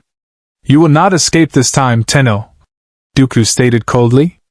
You will be studied, analyzed, and your powers will serve the Separatist Alliance, willingly or otherwise. The containment device opened like a mechanical maw, ready to swallow its prey. Inside the Warframe, the operator's consciousness flickered on the edge of complete disconnection. Transference failing. Systems shutting down. Void energy at 5% and dropping. Defeat looming. And then, the research tower's wall exploded inward. Anakin Skywalker burst through the breach riding a wave of force. Though its sensors returned the same nonsensical readings as before. Still, it tried. The effort mattered. Outside the viewport, hyperspace flowed past in streams of blue-white radiance. Somewhere in those impossible depths, dimensional barriers existed that might carry the Tenno home. But that was tomorrow's challenge. Today, they had survived. Had succeeded. Had proven that even the most impossible odds could be overcome through skill, determination, and allies who refused to abandon each other. The Tenno way. The Jedi way. Perhaps not so different after all. Conclusion. 3 weeks passed. The Republic research vessel Theoretical maintained position in deep space, its laboratories dedicated to analyzing the dimensional data recovered from Mustafar. Jedi scholars worked alongside Republic scientists, attempting to decode techno-union equations and translate theoretical frameworks into practical application. The mathematics were staggering. Concepts that bridged quantum mechanics and hyperspatial topology in ways that challenged fundamental assumptions about reality itself. Tear open a control breach you must. Channel sufficient void energy to stabilize the passage. and navigate dimensional coordinates with precision measured in quantum fluctuations. Excalibur stood beside him, fully recovered now, systems restored to optimal function through 3 weeks of regeneration and void energy accumulation. The operator had spent those weeks learning about this galaxy, its conflicts, its people. The Clone Wars were more complex than initial assessment suggested. Not simple good versus evil, but ideological divisions, political manipulation, and tragedy woven through every battle. Query: success probability? Unknown, Yoda admitted honestly. Never attempted, such a journey has been. Survive the transition you might. Arrive in your home universe you might. Or scatter your consciousness across dimensional barriers, never to reform. He paused. Worth the risk, is it? The operator considered. The origin system called. Duty to the Lotus, missions uncompleted, wars still raging against Griner and Corpus. But this galaxy had needs as well. The war here consumed billions of lives, and Tenno capabilities could make meaningful difference. 2 paths. 2 purposes. Only one choice. Decision, attempt return. Duty to origin system equals primary obligation. Yoda nodded slowly. Understand, I do. Loyalty to one's purpose, the mark of a true warrior is. He looked up at the golden Warframe with something like sadness. Miss you, this galaxy will. Change things your presence has. Challenged assumptions. Proven that power exists beyond the Force's touch. Gratitude expressed. This galaxy taught valuable lessons. What lessons? Anakin asked, entering the laboratory with Obi-Wan. The young Jedi had become a frequent visitor during the research period, maintaining the friendship forged in battle. The operator accessed a nearby terminal, text flowing across the display. Learned, diplomacy has value beyond tactical calculation. Alliances transcend simple survival necessity. Honor exists in systems beyond Tenno code. Learn. Wars cannot always be solved through superior firepower. Sometimes understanding the enemy's perspective matters as much as defeating them. Learned, loneliness of individual operation has costs. Fighting alongside allies who share purpose equals strategically valuable and personally meaningful. Obi-Wan read the words with quiet appreciation. Those are profound realizations for someone who arrived here by accident only a month ago. Tenno adapt. Survival requires learning. Speaking of survival, Anakin interjected. We've finalized the Dimensional Breach Protocol. It's ready whenever you are. His tone carried reluctance. Though I still think you could stay. Help us end this war. The Republic could use someone with your abilities. Tempting. But Origin System faces own wars. Griner Empire. Corpus Prophet Cult. Sentient machine consciousness. Tenno needed there.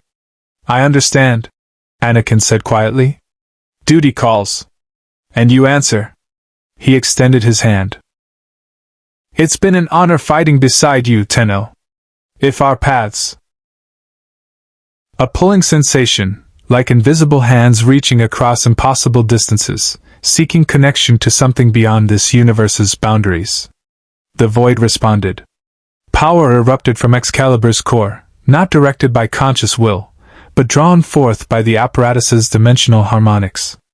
Golden light mixed with shadow, energy that existed in defiance of local physics, flooding through the chamber with intensity that made Jedi Masters step back instinctively. Energy levels exceeding projections, a technician shouted. Dimensional stress approaching critical threshold. Hold the field, Obi-Wan commanded, though his voice carried concern. Let it build. The operator channeled everything, 100% void reserves, every fragment of dimensional power the Warframe could generate, pushing the breach point toward critical mass. Reality screamed in protest. The chamber's walls groaned. Spatial stabilizers operated at maximum capacity, barely containing forces that wanted to tear the ship apart. And then, a tear. Reality split. A wound in the fabric of space-time, opening like a vertical mouth to reveal something beyond, Not hyperspace, not real space, but the space between, the dimensional medium where void itself dwelled. Chaotic. Impossible. Beautiful and terrible in equal measure. Through that breach, the operator felt it, home. The origin system. Distant but present, like a signal cutting through static. The path was there. Unstable. Collapsing. But navigable for something fast enough and desperate enough to try. Excalibur turned one final time toward the assembled Jedi and Republic personnel. The Warframe raised one hand, not a wave, but a salute. Recognition of warriors who had fought beside the Tenno and earned lasting respect. Anakin returned the salute, tears threatening at the corner of his eyes. Obi-Wan bowed deeply, honoring the departing warrior in the Jedi way. Yoda simply nodded, ancient eyes conveying understanding beyond words. Ever cross again, across dimensions or against impossible odds, I'll be glad to stand with you once more. Excalibur clasped the offered hand, that gesture of respect and farewell. Then turned to Obi-Wan, who bowed slightly in the Jedi tradition. May the Force be with you, Obi-Wan said. Even if it cannot touch you, perhaps its principles can guide your journey home. And may the void guide your path through this galaxy's darkness. Yoda tapped his Jimmer stick against the deck plating. Ready, the dimensional breach apparatus is. Constructed to Techno-Union specifications, modified by Jedi insight. Work it should. Hope we must, that's sufficient it proves. They moved to the Theoretical's experimental chamber, a massive space cleared of all non-essential equipment, its walls lined with generators and spatial stabilizers adapted from the Mustafar research data. At the chamber's center, a circular platform waited, surrounded by focusing arrays designed to channel and direct massive energy discharge. The dimensional breach point. Republic technicians made final adjustments while Jedi Masters positioned themselves around the chamber's perimeter, not to control the process, but to observe and potentially intervene if reality began destabilizing beyond acceptable parameters. Excalibur stepped onto the platform. The operator felt void energy stirring in the Warframe's core, responding to proximity to the dimensional apparatus. This technology recognized what the Tenno was, understood it on fundamental level, and was designed specifically to tear open the barriers between universes. Initiating spatial resonance sequence, a technician announced.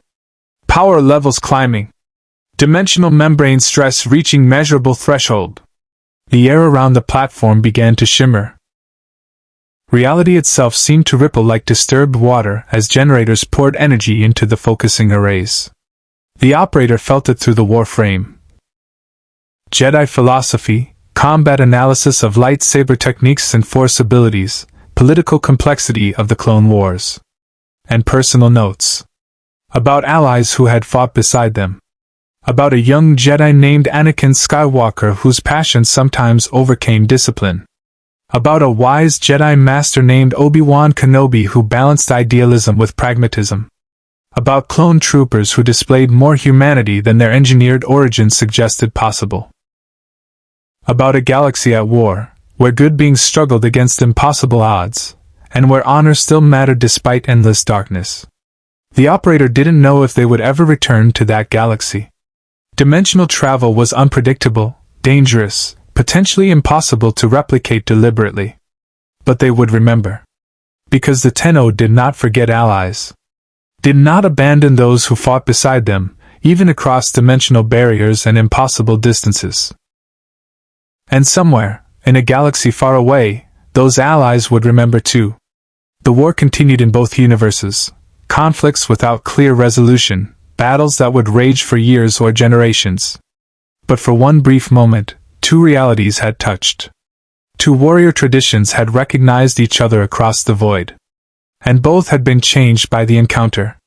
The operator looked at Excalibur standing in the arsenal, golden armor reflecting the orbiter's cool lighting. The Warframe bore no visible scars from its dimensional journey. Tenno technology was resilient that way. But the operator knew, remembered, carried within them the knowledge that even across universes, certain truths remained constant. Warriors fought for causes larger than themselves. Allies stood together against impossible odds. Honor transcended cultural boundaries. And sometimes, just sometimes, individual actions could change the fate of galaxies. The Lotus's transmission chimed. New mission available, Griner forces. Then Excalibur turned toward the breach and jumped. The Warframe plunged into dimensional chaos, reality dissolving into streams of probability and quantum fluctuation. The operator held transference through sheer will, maintaining connection to the Warframe as normal physics ceased applying coherent rules. Void energy-guided navigation, following that distant signal, that impossible beacon marking home across dimensional barriers. Time lost meaning. Space became suggestion rather than certainty. The Tenno existed in a state between states, traveling through the medium that connected all realities while belonging to none. And then, emergence. Excalibur materialized in the origin system aboard a familiar space, the orbiter. Home. The dimensional breach collapsed behind the Warframe, sealing shut with finality that suggested it would not open again easily. Operator!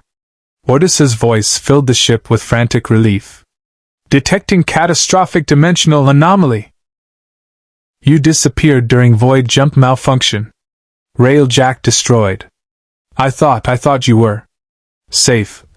The operator whispered, finally allowing their voice to emerge now that they were home. I'm safe, Ordis. The operator disengaged transference, their consciousness returning to their physical body in the chamber where they'd maintained the connection across dimensions and impossible distances. They were young. Barely more than a child by most species standards, though the Zariman incident had aged them in ways chronology couldn't measure. They had been gone only weeks by their perception. But the orbiter's chronometer showed 3 months had passed in the origin system. Temporal dilation across dimensional barriers. They need to catch up on mission status, factional developments, Lotus directives. But first, the operator moved to the Codex terminal and began entering data. Everything they'd learned about the Star Wars galaxy, tactical intelligence on factions, cultural observations about mobilizing in the outer colonies, Tenno intervention required. The operator smiled slightly, selected Excalibur from the arsenal, and initiated transference. Duty called. And the Tenno always answered. In a distant galaxy aboard a Republic cruiser, Anakin Skywalker stood before the observation viewport, watching stars streak past in hyperspace. The dimensional breach experiment had succeeded. The Tenno had returned home. Mission accomplished. So why did he feel such profound loss? Missing our golden friend already? Obi-Wan asked, joining him at the viewport. Yeah, Anakin admitted. The Tenno was different. Didn't rely on the Force. Didn't answer to the Council. Just fought because it chose to, helped because it believed in doing what was right. He paused. I respected that. As did I. Obi-Wan agreed. The Tenno reminded us that the Force is not the only path to wisdom or strength. That beings can be powerful, noble, and honorable through entirely different traditions. He smiled slightly. A valuable lesson for Jedi who sometimes forget the galaxy is vast and varied beyond our philosophy. Do you think we'll ever see it again? Anakin asked. Obi-Wan considered. The universe is filled with mysteries we barely understand. Dimensional barriers. Temporal anomalies. Forces beyond the Force itself. If the Tenno could cross into our reality once. He shrugged.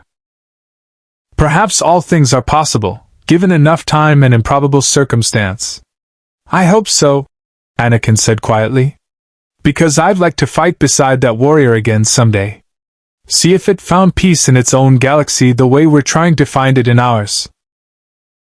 They stood together in companionable silence, watching the stars flow past, each contemplating the strange warrior from beyond who had briefly entered their lives and left indelible marks. The Clone Wars continued. Battles would be fought. Lives would be lost. The galaxy would burn and bleed before peace returned, if it ever did. But for a brief moment, they had witnessed something beyond the endless cycle of light and dark, Jedi and Sith, Republic and Separatist. They had witnessed a warrior who answered to neither the Force nor any established authority, who fought for honor rather than ideology, who proved that even alone, even displaced across dimensions, individual courage could change outcomes. And that was a memory worth carrying through whatever darkness lay ahead. Live long and prosper. More stories await.